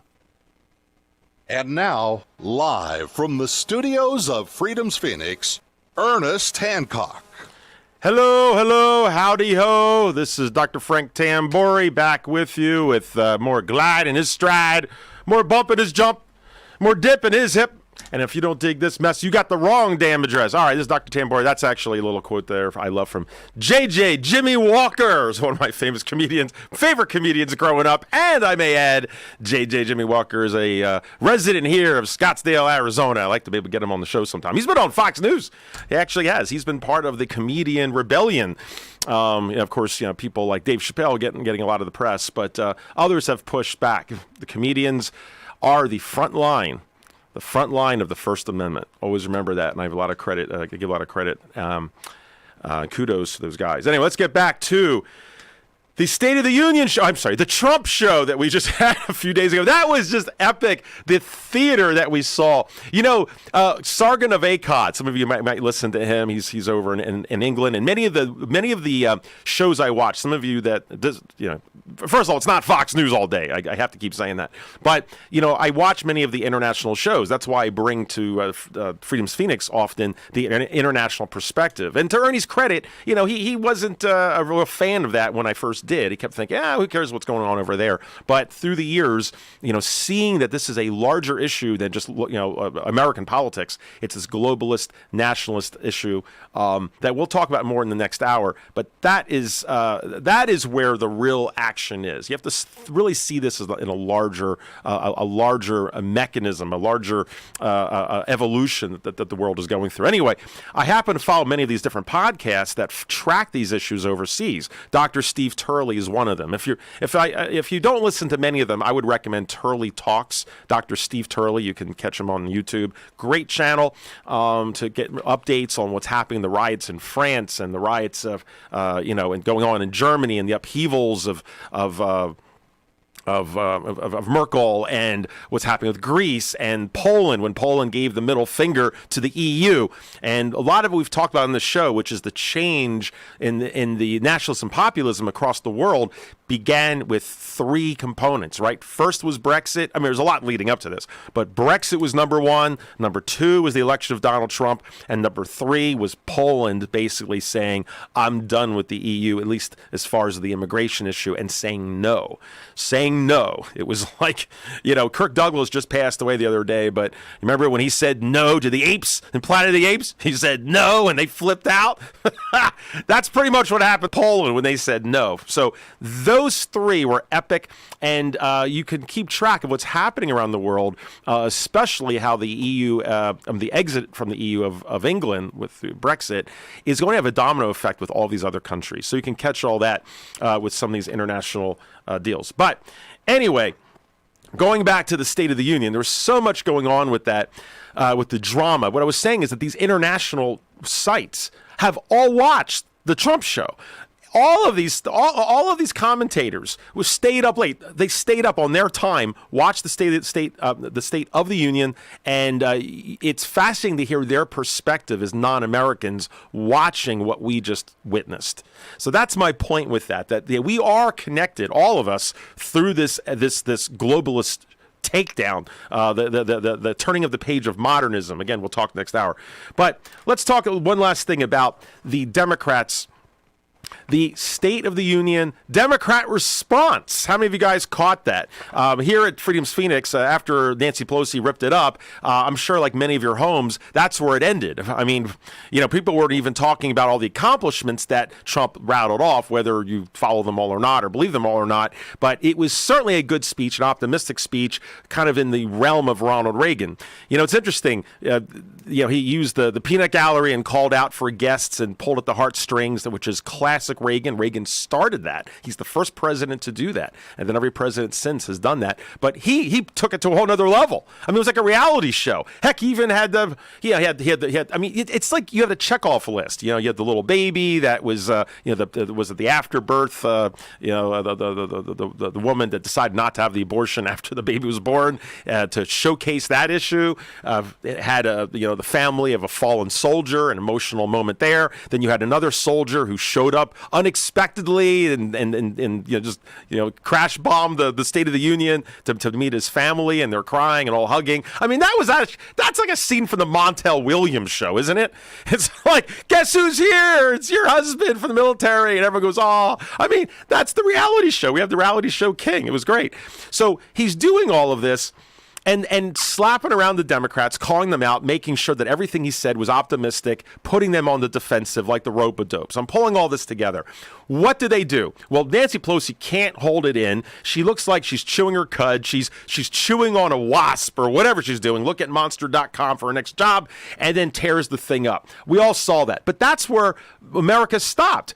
The good news is, at least from Trump people, is that he was whispering these sweet nothings of all these wonderful things of accomplishment, and he was not divisive, and even some Democrats admitted he seemed like he was giving an olive branch. Heck, what's his name from The Five on Fox, the African-American gentleman. I can't believe I'm forgetting his name. I see him every day. But anyway, he even said, well, it looked like he was reaching out a little bit, like he's capitulating. Fine, whatever. But once she tore that up, it locked in stone that these benefits, these good things of America, and yet, a moderate's looking at this and saying, well, what did he say that was that bad? And she rips it up. I commented last time, what does it say about a female being the Speaker of the House? Now, I know I'm going to get in trouble for saying that. I'm not supposed to even say that. And I'm not saying in any way that a woman should not be Speaker of the House. Heck, I'm telling you that I think Tulsi Gabbard would be a great, cleanup president to help this country move forward. It's not about being female, but the concerns, or at least the stereotypes that men are too physical and women are too emotional. Well, what did that look like? Then I'm serious question. How many of you could imagine any prior Speaker of the House? How about Tip O'Neill? You guys remember Tip O'Neill? Tip O'Neill having a drink, How about any other Speaker of the House? Paul Ryan? Think of any of them doing what she did.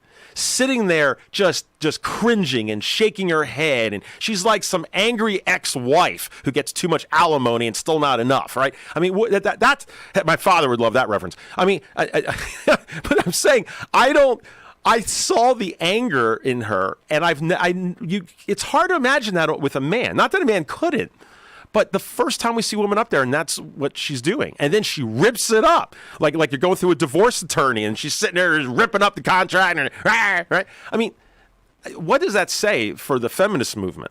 I don't know. I don't want to make too many assumptions with it, but when I started to think about a man doing that, and yet we see Nancy Pelosi doing it, and I don't know. There's something, it seems almost, it's her personality. We can accept it and understand it, not that it was right. But I don't know how it would be different with a man. I'm just throwing that out there. Probably get in trouble, and that's fine. That's what we do here on Freedom's Phoenix. But then they had the Democrat response. And the time I have left, I just want to mention, you had, it was the female governor, Michigan governor, Gretchen Whitmer. Whitmer, I think I got her name right. And there was also a different Democrat response that was a Spanish edition, which I'm still trying to find. It's out there, but it shows you how they're placating to that base too. But it was interesting. She was up there trying to explain, well, what are the Democrats for? What is their principle? What are they running on? They spent 3-4 years trying to get rid of this president. They really thought they would have had him out in the first few weeks of the administration. It's just like they keep putting money, good money after bad. They keep putting all of their political clout more and more down this rabbit hole between the media and the politicians, taking the sword, trying to stop this guy, and he keeps slapping him around. Well, at this point now, they have less than a year for this election, and the Democrats, they have no message. I mean, what are they running on? What have they done? So here's this governor, and she starts off with that very question. I'm glad that at least they addressed it. And you know what she said? She goes, well, Democrats, we're doing things. And here in Michigan, we have bad roads, and we basically fixed the potholes. So we Democrats are... Guys, I'm not making this up. That is what she said. That was what the first thing out. You're sitting back waiting for her response, and it was fixing potholes. That is what the Democrats had to show. She also begged for the youth to stay in the party because the Democrat youth are failing them. They're losing numbers of youth, and without the youth, without the attack dog of the Democrats, they are done. They are done. When we come back, I'm going to start talking about the coronavirus, for those of you that have been waiting, and some interesting, important information. From the third letter of Captain Mark. The Crown's observation conditions us to be dishonest with ourselves. Therefore, constant surveillance produces a society of constant deception. Honest communication is the seed of civilized conduct. To deny us this seed is to deny us its fruits. But the Crown's primary objective is to stifle free thought itself, to make its subjects incapable of dissent. Seasoned pirates have always encrypted messages and codes and ciphers, so intercepted transmissions were incomprehensible. But today the Crown possesses advanced tools of pattern recognition that document, profile, and predict our every move. Today, piracy requires hailing frequencies completely invisible to the Crown. We are tired of poltergeists in the static. Looking for a community of like-minded scoundrels? Or just want some swag to let the Crown know what you think of it? Join the conversation at pirateswithoutborders.com.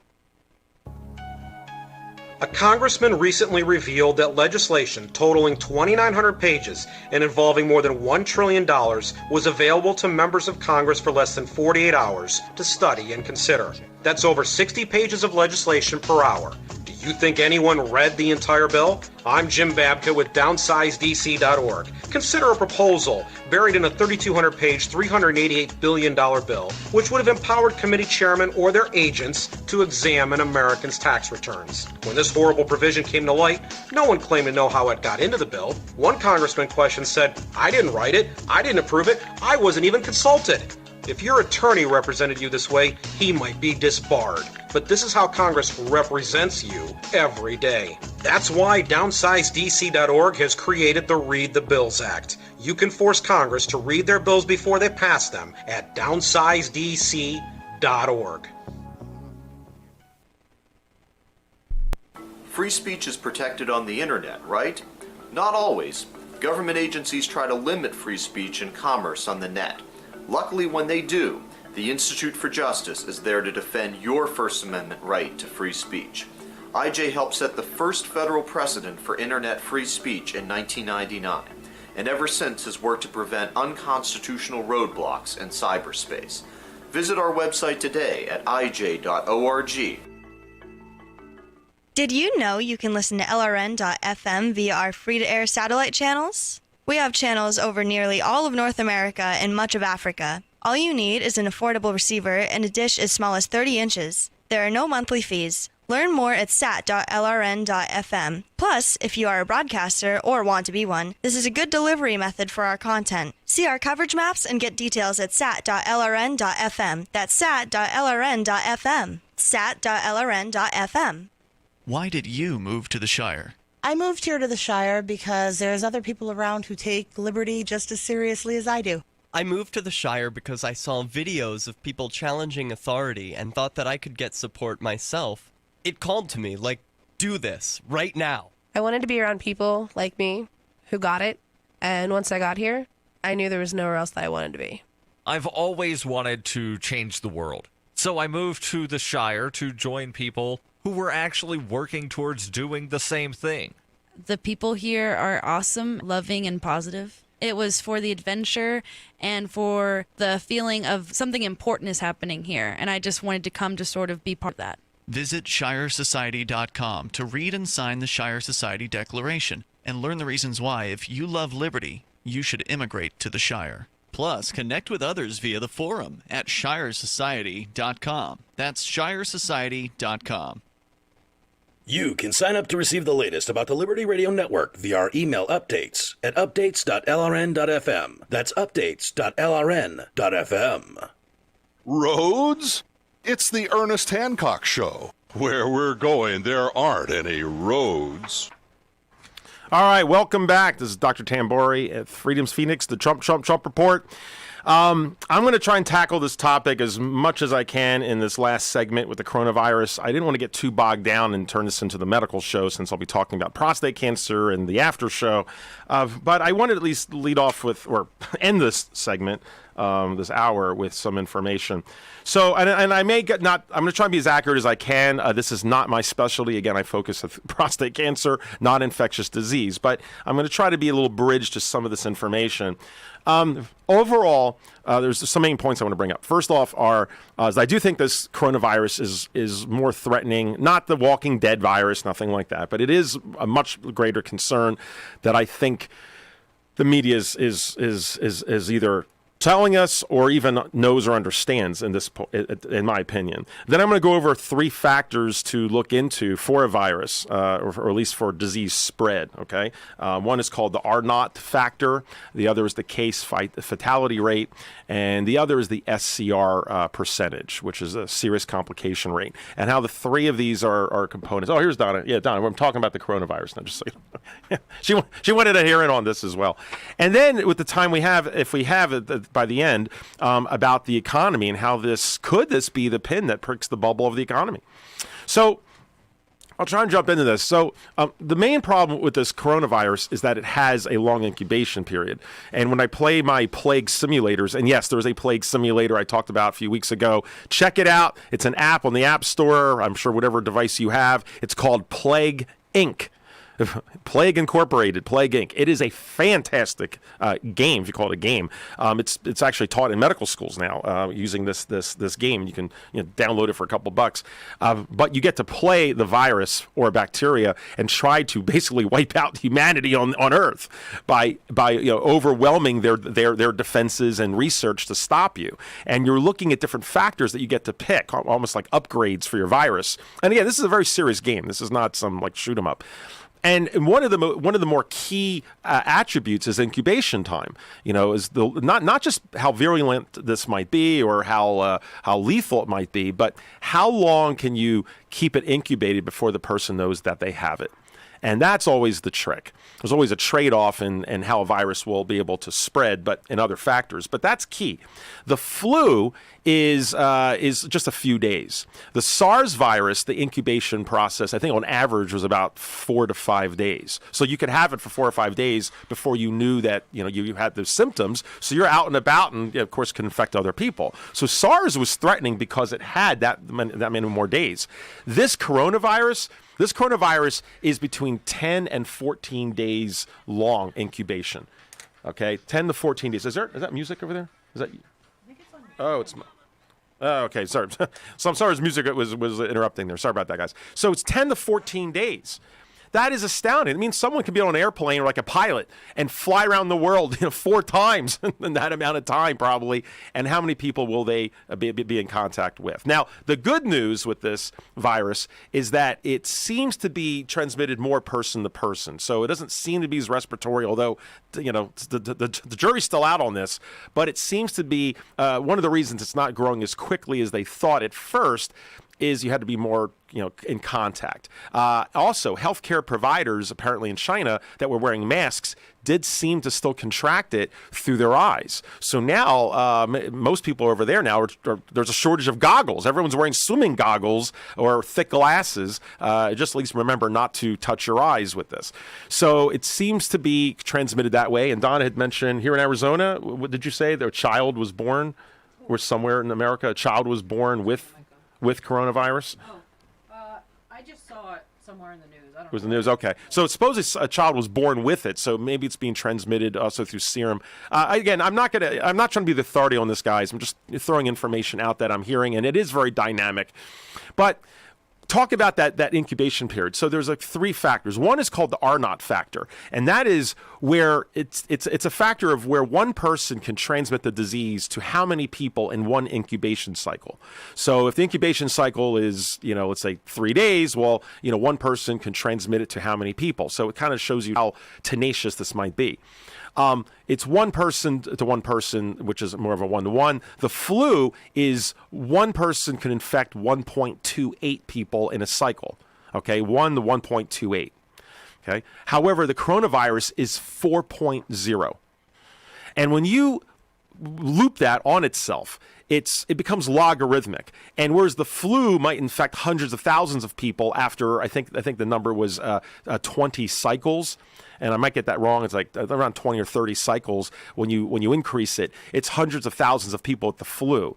With this 4.0 R0 factor, we're looking at the equivalent amount of cycles. We're talking billions. I think they had like 300 billion people would be infected. Obviously, not even 300 billion people on the planet, but it shows you with this compounding how many people can get this with a 4.0 R0 factor. So check that out. Next is the case fatality rate, and that is the total. And this one is a little harder. I'm trying to do this quick. I may not do it justice, but it's the total number of fatalities divided by the number of cases that are found. And typically, with a shorter a cycle or incubation period, that ratio is more 1-to-1. But when you have this longer incubation period, what happens is that this case fatality rate, the way it's calculated, doesn't quite explain or it's not the best to explain this type of disease. It's like apples to oranges because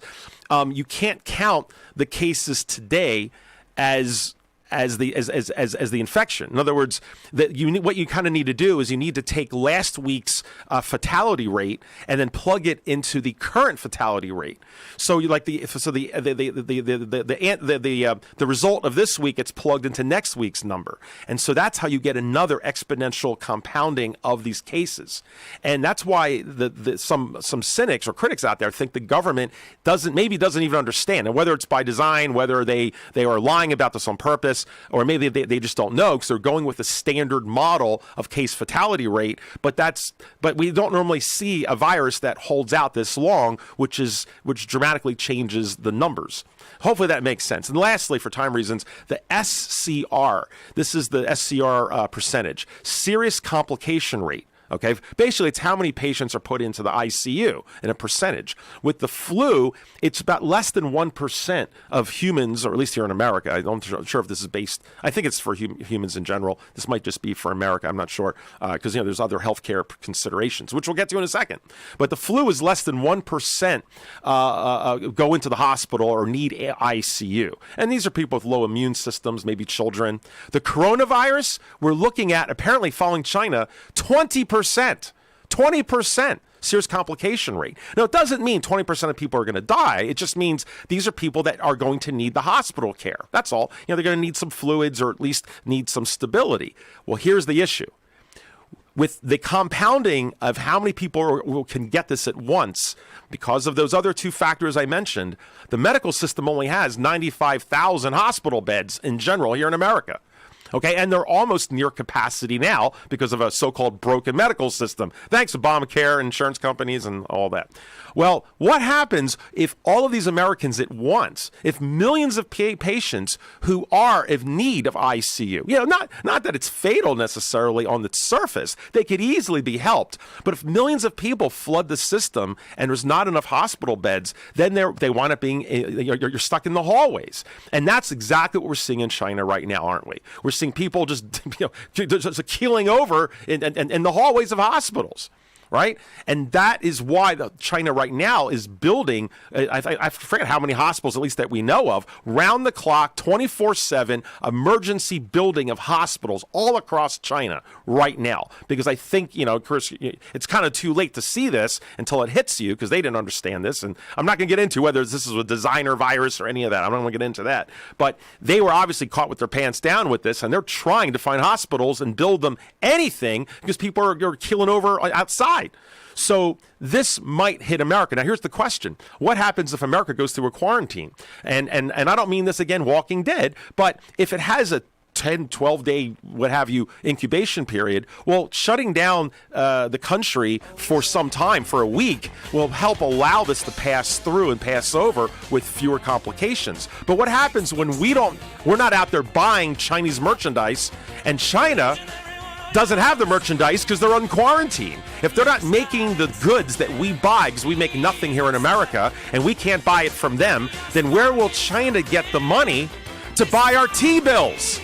What happens? They don't buy our debt. If they don't buy our treasuries, they don't have the money. Well, then what happens to our economy then? That is the sticking point. And, I'm not usually the alarmist on this show or with conspiracies and such, but certainly these are factors that might come head to head. And like Peter Schiff says, the economy is a big, big bubble, ever bigger, looking for a pin to pop it. Could this be it? Something that comes from left field that we are not aware of? But take care of yourselves. Use the anti-plague formula we've talked about. When we come back next hour, we will talk about modernity. So the protection of life, liberty, and property is what the Free State Project is all about. But it's an effort to move 20,000 people who understand. It's about demonstrating to the entire country that, yeah, we can have a free market, a truly free market. Making it just a freer, great place to live.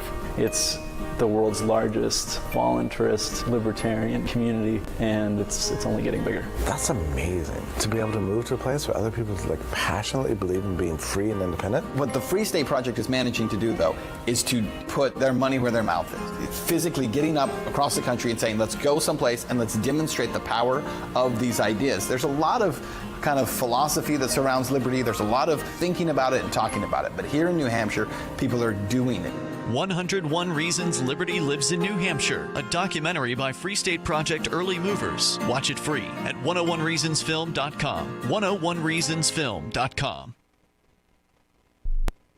Now that you've found the Liberty Radio Network at LRN.FM, you may want to help expose others to our great programs. To assist you in doing so, you'll find resources at promote.lrn.fm, including details on how to get a free bumper sticker, quarter-page flyers you can print out and distribute, banners for your website, as well as files that will allow you to make your own custom banners and graphics. Visit promote.lrn.fm and help bring new listeners to the Liberty Radio Network. That's promote.lrn.fm.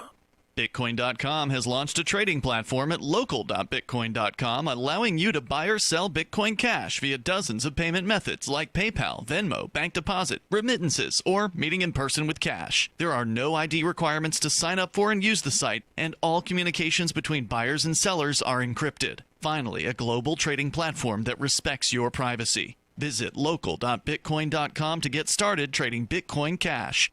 local.bitcoin.com. Declare Your Independence with Ernest Hancock continues after the news, live on the Liberty Radio Network at LRN.FM.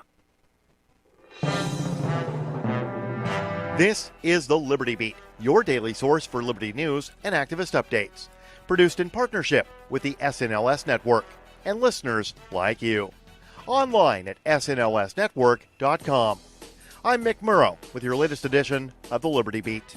Gold is trading at $1,557, silver at $17.61, and Bitcoin is trading around $9,674. Today's gold, silver, and Bitcoin prices are brought to you by Brave Botanicals, high-quality kratom and CBD at reasonable prices with excellent customer service. Brave Botanicals is activist-owned and mission-driven. The Liberty Beat and Brave Botanicals believe so strongly in the power of kratom, we're giving it away for free. Just go to libertybeat.news/free kratom. This is the Liberty Beat at snlsnetwork.com. In the news, nothing sells firearms like the threat of them being taken away, and the threat is evident on both a state and federal level.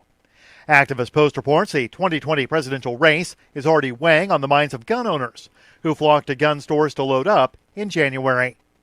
The FBI reported this week that January saw a record of 2,702,702 background checks, which closely track gun sales and requests for concealed carry permits. That broke the last January record of 2,545,802 set in 2016, when Democrat Hillary Clinton, who advocated a gun ban, was starting her march to the White House, only to be foiled by NRA-endorsed Donald Trump. As the 2020 race has neared, FBI checks on the National Instant Criminal Background Check System have been surging, especially after Democrats in Virginia took control of the state legislature and began implementing gun control laws. Experts say that 2020 is set to break all records for sales and background checks, topping last year's FBI total of 28,369,750.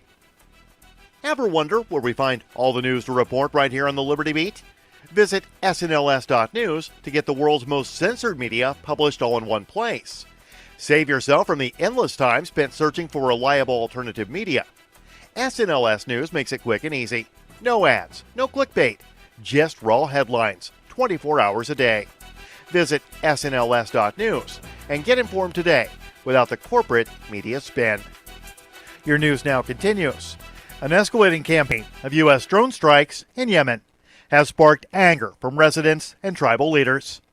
The drone strikes, according to the victims' relatives, not only killed suspected members of al-Qaeda in the Arabian Peninsula, but also killed and injured a number of civilians. The recent escalation comes after the commander of the U.S. Central Forces, Joseph Votel, handed the ousted former Yemeni president a list of al-Qaeda military commanders and their supporters being targeted by the United States, according to local news outlets close to Hadi. Minpress News reports last week a suspected CIA drone targeted a home alleged to contain an al-Qaeda leader, allegedly killing not only the leader, but some innocent civilians as well. After several postponements, U.S. President Donald Trump has finally revealed the details of his Middle East plan, dubbed Deal of the Century, in a press conference held in Washington late last month. Minpress News reports that standing triumphantly beside Trump was Israeli Prime Minister Benjamin Netanyahu. He must have surely understood that the timing of the announcement, only a few weeks before Israel's third general elections in 1 year, was tailored especially to fit the embattled Israeli leader's domestic agenda. Consisting of 80 pages, 50 pages of which are entirely dedicated to the plan's economic component, the document was a rehash of previous Israeli proposals that had been rejected by Palestinians and Arab governments for failing to meet the minimum standards of justice, equality, and human rights. Support for the Liberty Beat is brought to you by the Homestead Guru. The Homestead Guru is an educational website offering tips, tools, news, stories, and commentary on everything homesteading. Topics include green homes, gardening, animal husbandry, do-it-yourself, home remedies, alternative energy, survivalism, unschooling, and more. Those details are found online at thehomestead.guru. This is the Liberty Beat, powered by the SNLS Network at snlsnetwork.com. I'm Mick Murrow, reporting for the Liberty Beat, reminding you, spread liberty with a smile.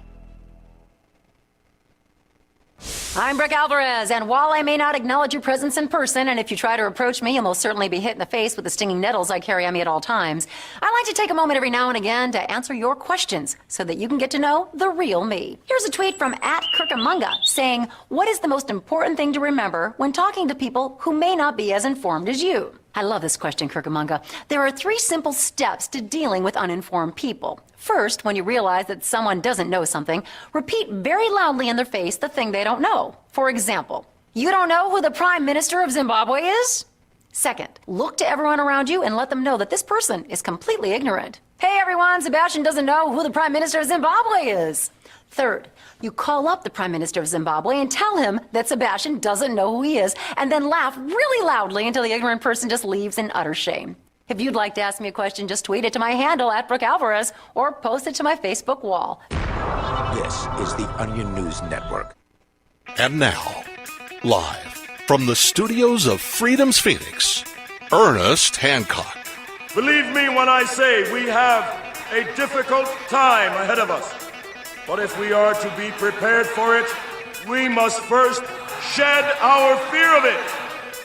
I stand here without fear because I remember that I am here not because of the path that lies before me, but because of the path that lies behind me. I remember that for 100 years we have fought these machines. And after a century of war, I remember that which matters most. We are still here! Today, let us make them remember. We are not afraid!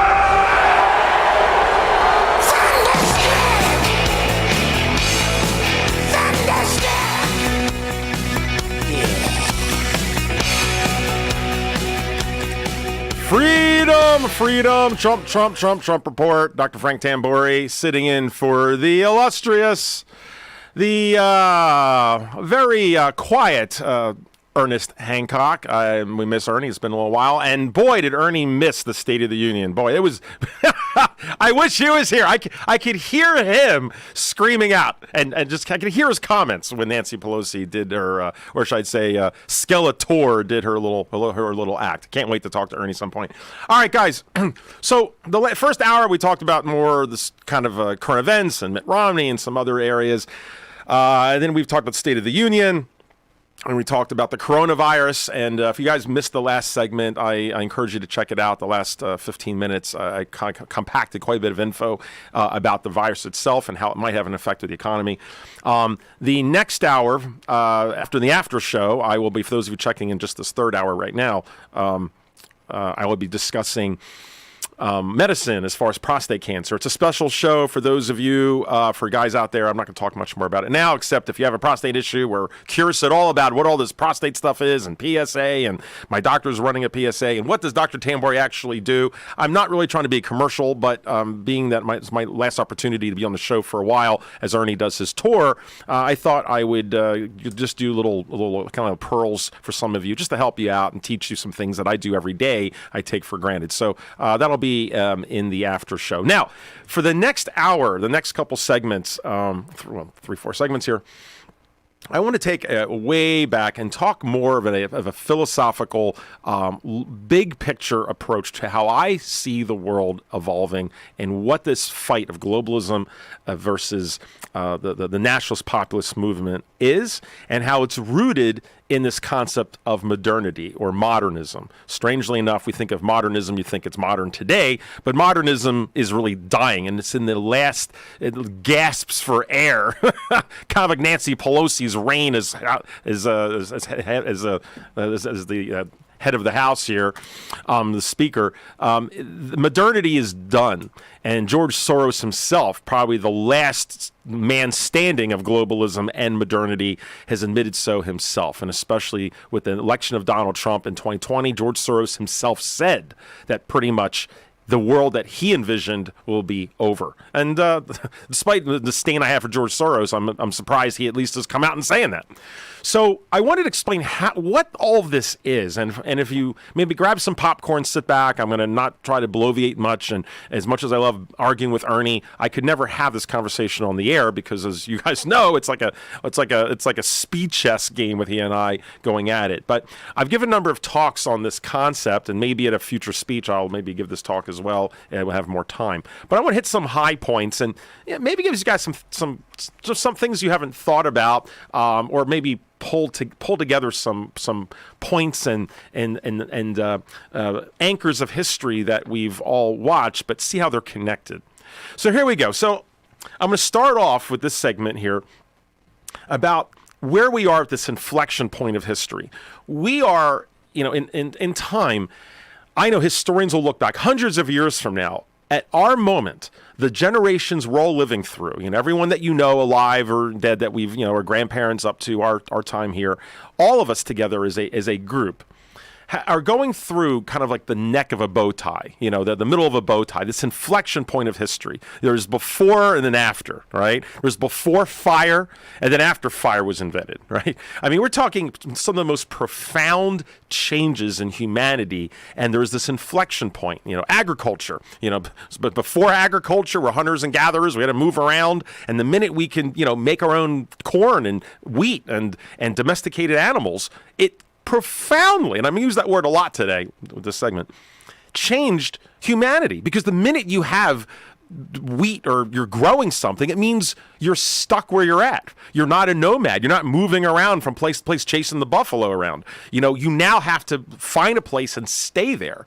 which also means you have to protect and defend what you have. And boy, I wish Ernie was here for this one. We'd get on our fight about Negan and, his chickens, and there's always someone's going to take your chickens away and why you need some sort of government, and that's a whole nother debate. Some of you remember those arguments. But ultimately, once we had agriculture, we had to settle down, and that changed humanity, about having villages and cities and just communities, and then having laws, because when people are stuck together in a group, you're not just living on your own somewhere and you just leave. You're kind of stuck in this group, and you start to become more reliant on someone else. As you're raising chickens, someone else has to make baskets, and you trade chickens for baskets, and you create this an economy that comes from that. Anyway, you guys get a lot of that, but that is what the inflection point we have now, and it's all from the computer, essentially. The computer, or not just computer, but telecommunications. With the telegraph back then, all of this has led to this the centralization of humanity in a certain way, breaking down barriers. The world is much smaller. The cultures are kind of are intertwining. If it happens naturally, which it will, that's what I'm in favor of. Forcing these cultures to be demolished that the globalists want is what I have a problem with. But this is an inflection point of in essence the top-down approach of humanity to now the bottom-up approach. In other words, throughout all of time, human beings had to follow a leader. And I know this is really probably upsetting for libertarians. Those libertarians, which a lot of us are anarchists, we have that true freedom gene where we don't need a leader. And trust me, guys, I get that. I'm not arguing that some of us are different that way and we should have the right to do it. But my argument with Ernie is that when you take primates, most primates, they want to follow a leader. Not everyone can be a leader. You throw a bunch of apes or monkeys into a group, or human beings, not much of a difference. You throw them all together and someone's the alpha male. I've seen this even amongst libertarians. I bring this up not to mock Ernie when he and I will go at it, but I remember we went to Jackalope a festival one time, and there was a person there who was nuts. I mean, he was like getting violent, and the guy was crazy, and people had to tackle him and tie him up. And we're in the middle of this Jackalope conference, or we're all camping, and we had to figure out what to do and who's going to drive him out to the police station, or what do we do? Especially a bunch of libertarians don't want to be calling the man or getting them involved during a Jackalope festival, right? And it was interesting to see people standing around trying to figure out what to do, and automatically people were delegated and people took positions, and a small committee, with an organizational structure as primitive as it was created. And Ernie was actually one of those members. So, any group is going to have that. But anyway, we tend to have a top-down approach. We would value the leader, someone who is strong, someone who could, they may not be a nice person, but I prefer someone who is like a warrior who could keep the warring tribes that want to come in and take my women, my wife, and rape my daughters and kill us, which is what other tribes would do. It's like the beginning of 2001: A Space Odyssey with the monkeys, right? Or actually was the apes. I think it was the chimpanzees they were trying to play. I forget what they were trying to be. But anyway, then one of them figured out how to use a bone thanks to the monolith, and humanity changed, right? Well, it's kind of similar, and we of course will look up to someone who is a warrior to protect us. And the last thing or worst thing that can happen to you is to be banished. Now, for many of us in our group, it's like, good, I can hear Ernie, good, I want to be banished, I want to be out on my own. But back then, that was a death sentence, not being part of the group. So you had to be following a top-down approach. And it would be a king or a dictator, tribal leader, whatever. Maybe then led to a king. And then it began to change with, of all places, America with a representative republic. And now it's led to something new, which we will get to after the break. I promise I'll start tying this together. You're in for a treat, hopefully in a ride. Grab the early morning popcorn. We'll see you in a minute. From the sixth letter of Captain Mark. A pirate's life is characterized by voluntary interactions. Unfortunately, the Crown presses everyone into involuntary servitude. Landlubbers believe slavery was abolished years ago, but the Crown still claims to own us when it crimps us into service against our will. Given sufficient ambition, it would gladly draft thousands of hapless victims to kill or be killed. It's simply slavery by another name. Landlubbers are routinely commanded to serve the so-called justice system in jury duty. But before you swell with civic pride, consider that how you feel is irrelevant to the Crown. You will appear as ordered or face punitive measures. The Crown insists that you participate in your own oppression. A jury summons provides pirates with a unique opportunity to obstruct injustices. A juror can vote not guilty, even if it's proven the law was violated. A juror can acquit for any reason at all, and not even a judge can reverse that verdict. Receiving a jury summons is basically winning the sedition lottery. But if you reveal that you know this during jury selection, you'll probably be dismissed. If the Crown foolishly crimps a pirate into jury duty, it behooves the pirate to conceal their intention to nullify unjust laws. If a master takes 100% of your labor, it's called slavery. But if they only take 50%, they call it taxation. A difference of degree, not of kind. Whether the Crown claims a fortune or a cent is irrelevant. Most of all, a slave owner desires contented slaves, meaning thoughtless ones that accept their bondage. These house slaves see no contradiction in being drafted in a war to end slavery or summoned to a jury to prosecute tax evasion. An ideal slave knows no higher call than the master's will. The Crown's highest ambition is that its slaves revere the authority that subjugates them. But the Crown does not own me. I will not surrender my time and treasure to the Crown's ambitions. Join the conversation at pirateswithoutborders.com.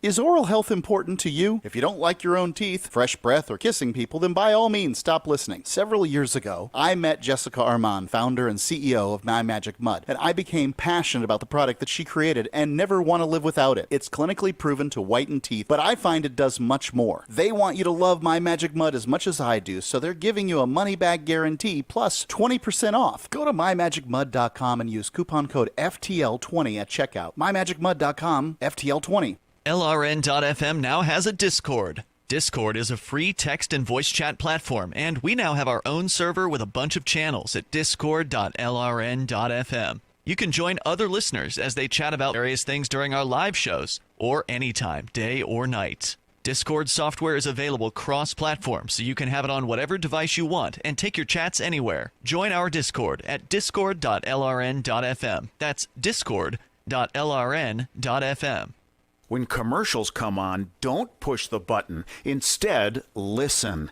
Even if you don't sell things for a living, you're still selling in the various conversations and transactions that make up your busy day. With money and attention so scarce now, effective communication skills have never been more important, especially if you're a job seeker. So take a lesson from Madison Avenue. Often the fewer words, the more effective the message. Like Jiffy Lube, where you never need an appointment, or the Office Max ad that says, you supply the ambition, we supply everything else.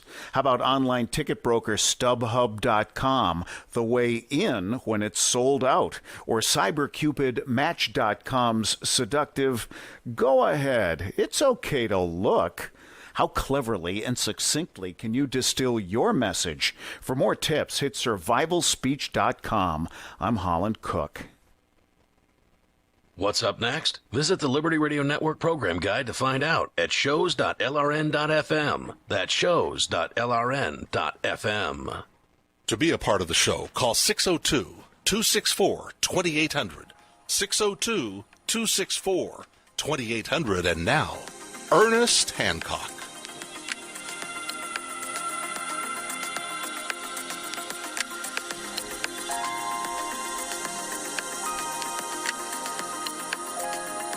Welcome back. Welcome back. Trump Report. And you know, what would be the Trump Report with Dr. Frank Tamburi without a little Tangerine Dream? Oh, yes. This is actually a fantastic synth guy who did his epic cover of Love on a Real Train, Tangerine Dream. And for those of you who might recognize this a little bit, this is the famous theme from Risky Business, when Tom Cruise and Rebecca De Mornay, oh boy, do I have a crush on her. Let's just say they had a special date on a train. All right, I gotta listen to that all day. Otherwise, stop the show just to listen to that. I hate to turn off TD. All right, so let me get back to this. As far as this is a big picture discussion of modernity and what this whole Trump globalist nationalist blah blah blah is, what this larger picture of history that we our ancestors will look back and see this inflection point of the change that we lived through. So as much as the world seems upside down to us right now because we're in this bubble, we're in this transition. It's like being through the revolution in this country, hundreds of years ago. It's going through World War II. It's going through a change that we've never seen. Humanity's going through this. So I started off talking about this inflection began with the concept of human beings always following a leader with a top-down approach. And we had to do that because it was for survival. You really couldn't live on your own. I mean, I know that's the dream of many of us in this audience, but at the end of the day, trying to live on your own completely is like trying to be a vegetarian without petroleum. It's easy to say, it's easy to call yourself a vegan, but if you think about it, it's really impossible. And even vegans will admit this if you really have to have this debate with them, that you can never really be a vegan and be healthy without oil. If you're going to sit there and eat vegetables from around the world and kiwis from New Zealand, and you're going to have, the blueberries from Canada, and you're going to have all these fruits from different places, well, you have to bring them in and have them refrigerated and all the energy that it takes. You can't just, if you just live off the land in your local area, well, like our ancestors or like the Native Americans in Arizona, they ate the same 12, 13 foods their entire life. That's it. I mean, so it's basically, sometimes you don't realize that we're a function of technology or that we're forced to do certain things in retrospect. So basically, if you didn't follow leader, if you didn't have some form of community, you die. You couldn't just live on your own, and banishment was the same thing as a death sentence back in the day. Okay, unless you could find another tribe to take you in, but then taking you in, it's sort of like it's like if the Democrats taking Mitt Romney right now. He has no home. He's been expelled. That's what I played that clip last hour or so. All right, and he has no political home. But where do you go? You're worthless. No one wants you at that point. So it's a point of survival. Anyway. That is what human beings had to do to survive. But as technology changed, people became more independent. We're talking, thousands, millions of years, thousands of years. Eventually, a change in history occurred. And now we could talk about, with Mesopotamia, and we can talk about, the changes in government and people starting to have a voice. But it really came out from the Magna Carta, which then the founding fathers of our country used to construct the Constitution. And despite all of its problems, blah, blah, blah, it is unique in that it was the first real representative republic where the people got to choose. Now, I know I'm in the Electoral College, and I don't want to get into the nitpick about that, and there's some solid points. I'm talking just big picture. The concept that human beings themselves didn't have to answer to a king or a godlike king, that they could choose themselves who the leader would be, and however they figure it out, but the fact that the people could choose. It's revolutionary, because before that time, you have to keep in mind, human beings thought that there were two types. There was leaders who were gods. They were better human beings. They came from the gods. They were noblemen. They were bequeathed some sort of noble energy, and you are a commoner. And it wasn't just a name. It was your belief that you were less of a human being than them. And if a nobleman or gentleman would walk past you on the street, back in the day, being a white male, I would probably be a commoner. I would be forced to stop. I would have to bow and take off my hat and show respect because they are a better person than me. And that concept is what was turned on its head during the revolution. The concept that, again, all men are created equal. And of course, the leftists go, oh yeah, we were slave owners. These people have no idea about history and humanity when anyway, I don't want to get my blood pressure on that part. But, it was such a profound change in how human beings looked at themselves. And that is what led into this philosophical battle against King George. King George didn't see it that way. King George was like, look, our tax dollars are keeping you guys safe from the French and the Indians and the Spanish. You guys owe us. And now you're having a philosophical discussion about freedom? Like, who the hell you people are? You're a bunch of kids who have too much time on your hands. That's how they saw us. Anyway, but it was a remarkable change and shift. But still, though, as libertarians will notice, we still see it as a top-down approach. But to me, it's a big stepping stone from a complete dictator top-down to now the people having a say, and we can debate how much of a say. But now, what the inflection is, now as we move quicker into the middle of this bow tie, the moment where it shifts from top-down to bottom-up. And that is what we're living through now, is where all these structures of government and establishments are being undermined because of the network of people. The decentralization of humanity. The very thing that, it's a shame Ernie's not here to hear me actually give him some kudos here, of what Ernie Hancock and many of you have been predicting for a long time, is with technology and the change in humanity, the idea that people can be free through technology from basically turning their back on the system. But we're able to do it now because of technology. We couldn't do it before. Just like a vegan couldn't be a vegan before oil and vehicles and refrigeration. You couldn't do it. You could get on your high horse and say how great it is to be a vegan, but you couldn't do it before. Same thing now. So now we're seeing the bottom up of everything, but it's such a violent change, and change is dramatic. Real change is violent. It doesn't go, and it's scary for a lot of people. But that's what we go through now, decentralization of everything. Obviously, we can talk about music. We don't all follow the same music. We all listen to different things. We're never going to have Wolfman Jack tell us what to do, or Michael Jackson album of all. We're never going to have that again. Everyone listens to their own stuff, right? Information's decentralized. That's what we're running through now, and we discuss on the show all the time. What is news? Where is information? How do we unify around certain information to make a decision for government? I mean, if we wanted to pick a dog catcher, how do we even know if there's a dog problem if we can't even agree if there is a dog problem, because everyone's listening to 5,000 different channels of different opinions?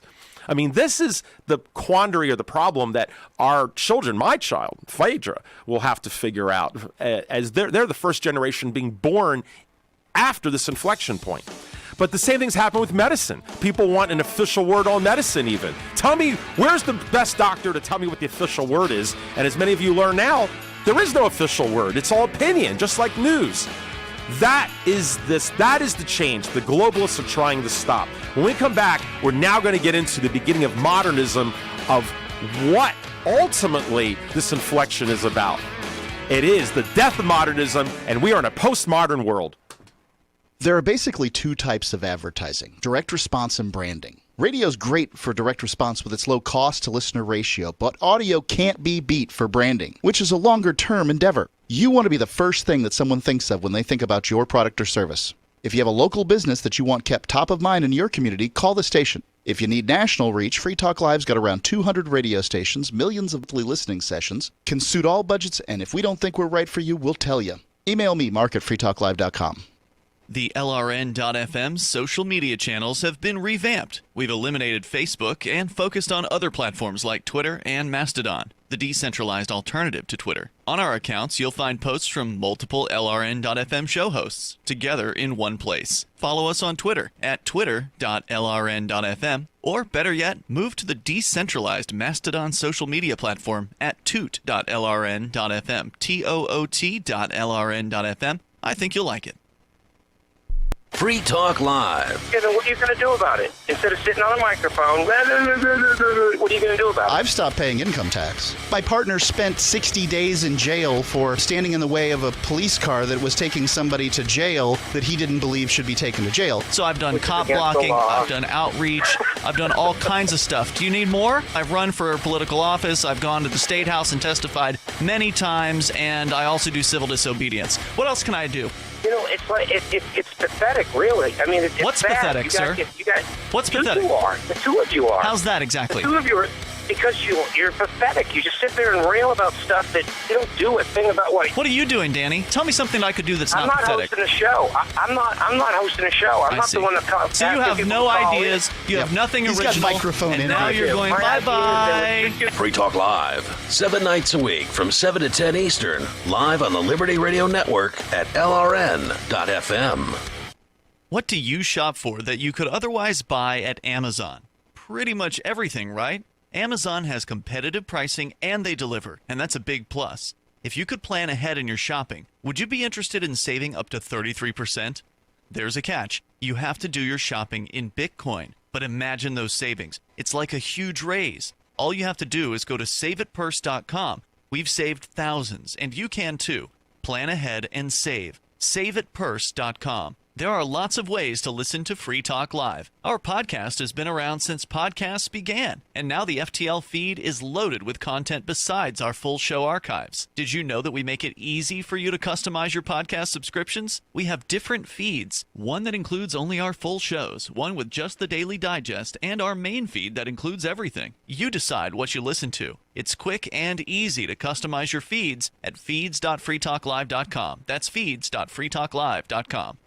The political world is a maddening cesspool of corruption and lies. Nobody tells the truth. Nobody keeps campaign promises. Nobody obeys the Constitution. Nobody puts the people first. How can we ever escape this web of tyranny? Vote for nobody. Hi, my name is Nobody. I'm running for governor of New Hampshire because nobody knows how to live your life better than you do, and nobody deserves that kind of power. I want to put you back in control of your money, your lifestyle, your work, your body, and your life. Nobody should rule you but you. New Hampshire convicts many people of so-called crimes that should never have been prosecuted. If elected, I will pardon every victimless crime in New Hampshire history. This includes drug, gambling, prostitution, gun, and driving offenses. Nobody should have a criminal record when they have not harmed anybody. Wouldn't it be nice to have nobody telling you what to do?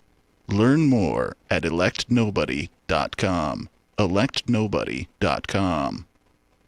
Join the LRN.FM Discord for live chat 24/7 at discord.lrn.fm. That's discord.lrn.fm. It's time for Declare Your Independence with Ernest Hancock.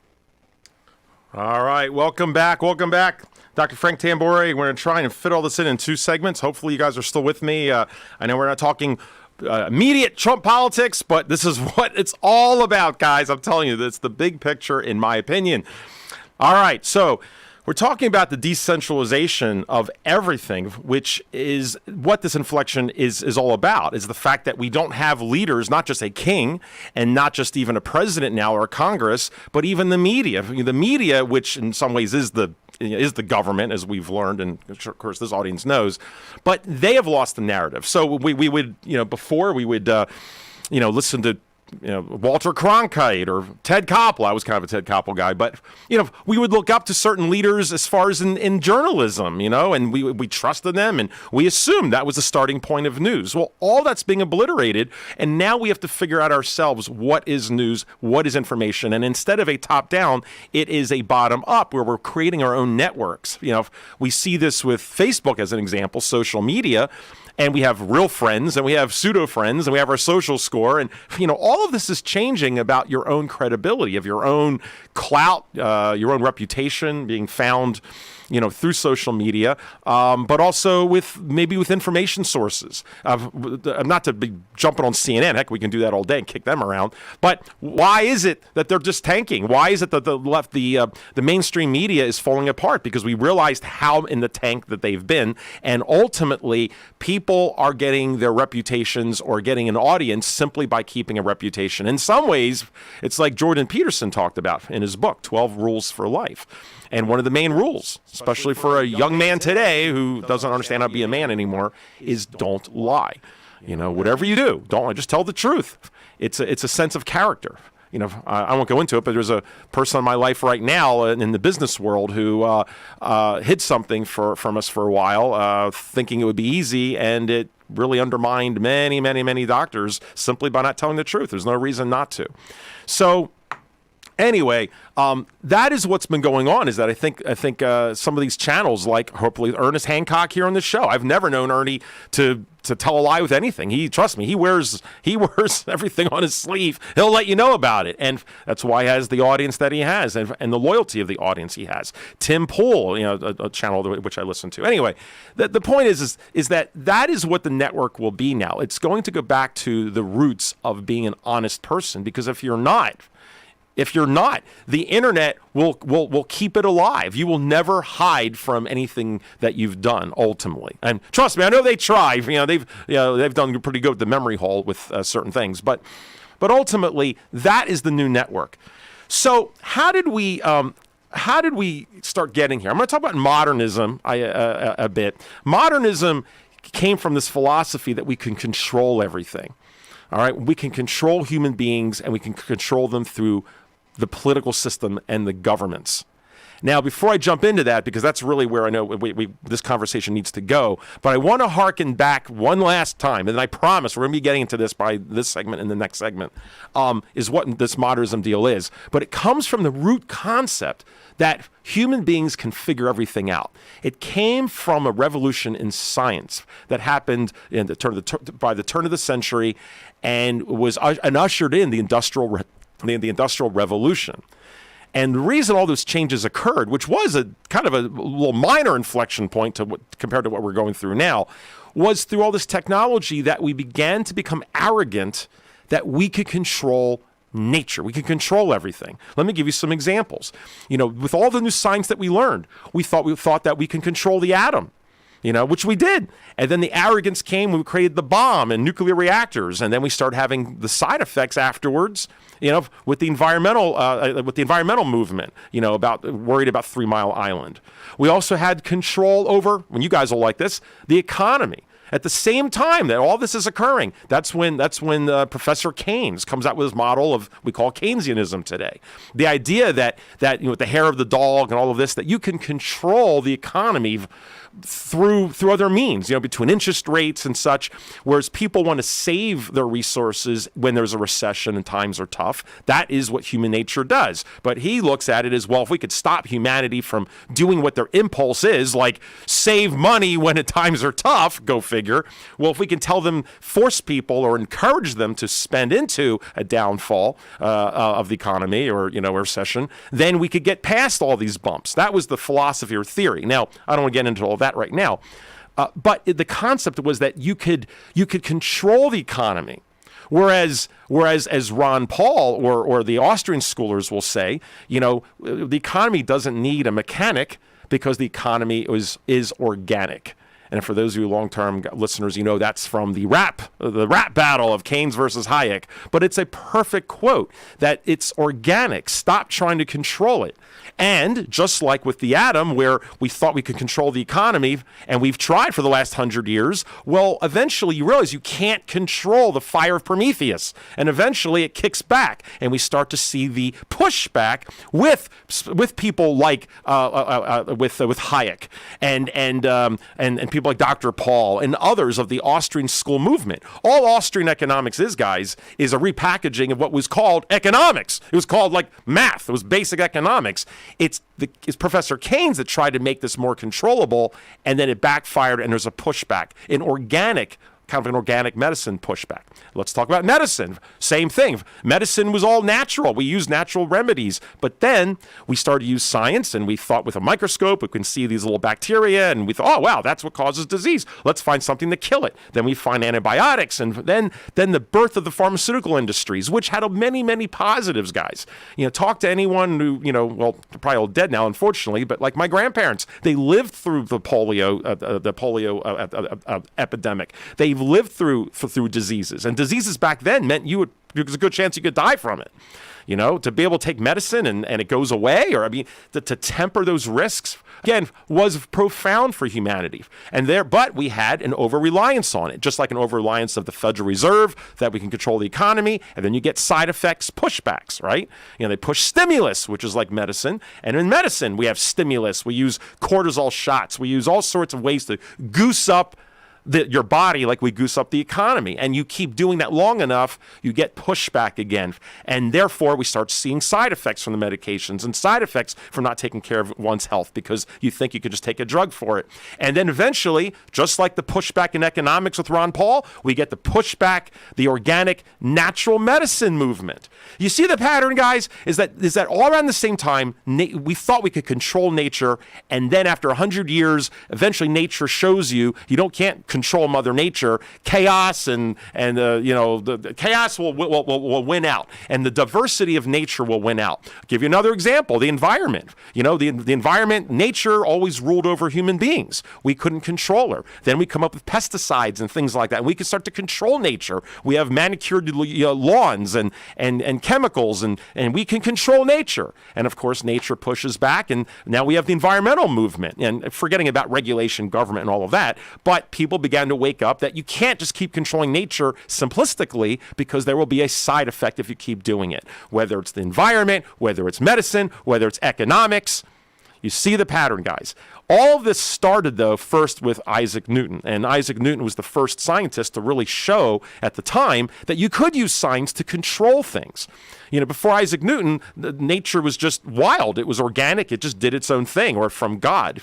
But Newton, with his laws of motion and other works, and he did quite a bit more than just that, but he began to realize you could crack the code of nature, that if you drop an apple, it falls at a certain acceleration, and you can calculate exactly when it hits the ground. Well, if there's laws and rules you can follow, then in theory, and this is what Davi and Ernie were arguing about a couple weeks ago, in theory, if you can figure out every little minutia of wind gusts and the gravity rate and coefficient of friction and blah, blah, blah, you could tell exactly where something will fall or how people will act, or you can control everything. And that's kind of where all of this idea that we can control nature and the arrogance came from, where nature, of course, backfired. Well, now we finally are at one other controlling factor. Philosophy, and that is controlling politics, controlling how people think. That is modernity. That is what we'll get to immediately when we come back, what I've been leading up to. And that is what is in the backfire. The organic nature is Donald Trump, nationalism, populism, the pushback, and the death of that last arrogance over control. Looking for a great real estate investment? Consider New Hampshire, which is ground zero for the Liberty Movement. Your first call should be to Mark Worden from Porcupine Real Estate. He's more than just a real estate agent. He's your New Hampshire concierge. Where are the best places to live? Do you want farm, city, the burbs, or forest? Do you want a duplex or multifamily building so that renters pay your mortgage? There are homes in all price ranges in New Hampshire, and Mark can help with financing too. Invest in liberty and property. Mark Worden can help. PorcupineRealEstate.com. You're already listening to LRN.FM, whether via our 24/7 satellite feed, online streaming audio, or our video feeds. LRN.FM's content is available in multiple ways, but what if all you have is your phone and no data connection? You can call our listen line at 641-793-8869. That's a long-distance number, so you may incur charges. If not, listen as long as you want. 641-793-8869. Is spreading the message of liberty, cryptocurrency, and peace around the globe worth $2 per month to you? As you may already know, in addition to our internet feed, LRN.FM broadcasts on free-to-air satellite across North and Central America, as well as Sub-Saharan Africa. And we've been available on satellite for free 24/7 since 2010. The LRN.FM free-to-air satellite signal is reaching some of the most oppressive regimes in the world, and there's no doubt our ideas are making an impact. You can learn more about the channel's impact by watching the 3-minute video at fund.lrn.fm. If you'd like to help free minds globally with our ideas of liberty, cryptocurrency, and peace, you can donate as little as $2 per month via fund.lrn.fm. You can help us continue and expand our satellite broadcast to multiple continents. Visit fund.lrn.fm today, and thank you for your help. Don't forget to share the link on social media. That's fund.lrn.fm. Are you tired of governments murdering people around the world? Stop using their money. There is an alternative. Bitcoin is a stateless, free market, non-political currency. Bitcoin cannot be inflated or controlled by any government. By using their money, you are helping the state. Stop doing it! You have an incredible alternative available now. Learn it, use it, spread it. Get started with Bitcoin at bitcoin.com. That's bitcoin.com. Imagine someone in your community getting in their car, turning on the radio, and hearing the Liberty Radio Network. You can make that vision a reality with your own micro radio station. Visit broadcast.lrn.fm to learn how you can put our programs on the air in your area. You can have LRN.FM running around the clock, and you can even add in your own local shows. Building a radio station is simple, but programming isn't. That's where LRN.FM comes in. Learn more at broadcast.lrn.fm. That's broadcast.lrn.fm. I've been told no in many different ways. I give you an order and you're going to obey it. George, you can go this way. You can do that and you have to leave here. You cannot bring signs into the rally. Walk with me. Well, I'm comfortable here, actually. Hey, who do you think you are? Excuse me. There is no video and audio allowed in this office. No, I have work today. This is... You ain't gonna make it. Wait a minute. Hey! Oh my God! Unbelievable! Why are you running from me? Because you're scared me. What am I being detained for? You're being served. What is this? You're being served. What is this? Bureaucrats have a funny way of telling people no. That's the sound of the men working on the chain. Derek J's Victimless Crime Spree. Watch it for free and order the Director's Cut DVD at victimlesscrimespree.com. Live video of our key New Hampshire-based shows is streamed on DLive. Please follow and share at dlive.lrn.fm. That's dlive.lrn.fm. Freedom's the answer. What's the question? You're listening to Ernest Hancock.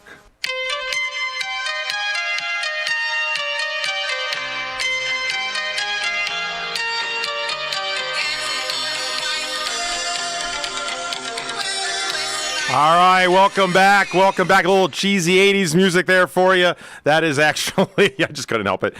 That's Tangerine Dream back when they were really popular in the 80s. After they did Risky Business, they did a bunch of movies like Firestarter. And that's a movie called Shy People that most of you probably never saw. But anyway, it's just, with headphones on, it's a pretty cool song, I gotta admit. I'm a sucker for that. All right, enough of that. Hey, well, guys, you have to understand, I named my daughter after a Tangerine Dream song. The most famous album of all time is called Phaedra. And that, matter of fact, the album of Phaedra is the first album to go platinum, the first signed group for Sir Richard Branson. When he started his first record label of Virgin, the first people he signed up were Tangerine Dream from Germany, and the first album was Phaedra. And yeah, I named my daughter after her after that. So I know, I'm one of those guys. All right, let's finish this up. Modernism. So I've done this big setup about an inflection point of humanity and top down and bottom up, and that's one whole factor that's breaking modernity. But then what's modernity? Well, I wanted to explain where modernity comes from, and it stems from really the evolution of humanity as far as science and understanding how nature works. But then we became a little arrogant, thinking that, okay, well, we had a sense of how nature worked, and we started to break the code, but then we jumped the gun and said, we got it all figured out. We're done. We've got this handled now. And then all different groups of all different disciplines of economics and medicine and with information and with the environment and science like physics with the atom, all of these areas and disciplines were basically thought to be conquered with science. We throw enough money at it and enough scientific method, we will break it and figure it out. Then these areas are often exploited, whether it's the Federal Reserve with money or antibiotics in medicine or pesticides with the environment. And there's countless of other examples. But we didn't see the ramifications. We couldn't see the side effects immediately. But after a few generations, they began coming up. Pushed back with environmentalism because we started seeing toxic waste in the oceans or in our groundwater. And then antibiotic use, we started to lose the gut flora in our bodies and people getting sicker, and there's countless other examples. And the economy, this audience already understands that about the whole, that's why the Austrian economic pushback came. So all of this is a reaction to over-reliance on science, assuming that you can figure out God and Mother Nature. And I'll just tell you, it's usually a losing bet in most times, all right? You need to always have respect and humility for nature. Well, there was one last in this example, and that is that human beings thought, especially people who are in charge, figured we can better control people and really figure them out using science, using a standardization, using technology to get everyone on the same page. And if we could figure out human beings, that they're nothing but cattle, and they can be determined. And I think, again, that was the argument Davi and Ernie had before about maybe how people think and how free really are you, or can you be controlled and figured out? Heck, I know Ernie's talked on the show about Google or some of these AI computers who can predict what you think. They haven't really figured me out much because I know whenever they have the search algorithms for YouTube, my tastes are so diverse. I realize that they don't really guess my interest too much, but it seems like for many people they do. And given enough time, enough processing power, and holographic computers, they'll be able to emulate your brain and figure you out as nothing but zeros and ones. At least that's what they believe. But will that make up for the human soul, which I think no way computers can do? And that's where, again, the pushback will come back from technology is that component. Well, modernism is the controlling of human beings, and there are three philosophies came out of this. Three different ways to maybe control humanity. One is cultural, one is economic, and one is ultimately through government, through the political system itself. Okay, three ways to control humanity and get everyone unified. And that's pretty much what we're talking about. So the one size fits all cultural philosophy was known as fascism, and the one size fits all economic philosophy is communism, and the one size fits all political system would be liberal democracy. And these three styles, almost like three martial artists, the Kung Fu and Karate guy and the Taekwondo guy, they all decide to see, whose Kung Fu or whose martial arts is better. And therefore, that set up the world wars. That's where a lot of this came from. I mean, these are complicated issues, but it's like three competing styles to figure out how to control human beings through this new, through this modernist view of that human beings can be controlled. Anyway. Fascism was the first one that was easy to figure out it was a problem because it was exploited, and you saw what happened when people thought one-size-fits-all culture. My culture is better than all the rest of yours, and all the rest of you need to follow my culture because mine's the best, right? That didn't work out too well because the rest of the cultures, said, no. It's kind of like what we're going through now. People pushing back, trying to save their culture, hence the culture war, right? But that one was taken out quick for obvious reasons. But then 30 years later, now we have, or right after fascism, we have communism. And granted, it started with the Bolsheviks and other things, but the communism is one-size-fits-all economic model. So if you make a lot of money, we take that money away. We give it to people with not as much money, and everyone gets ironed out, and everyone's the same.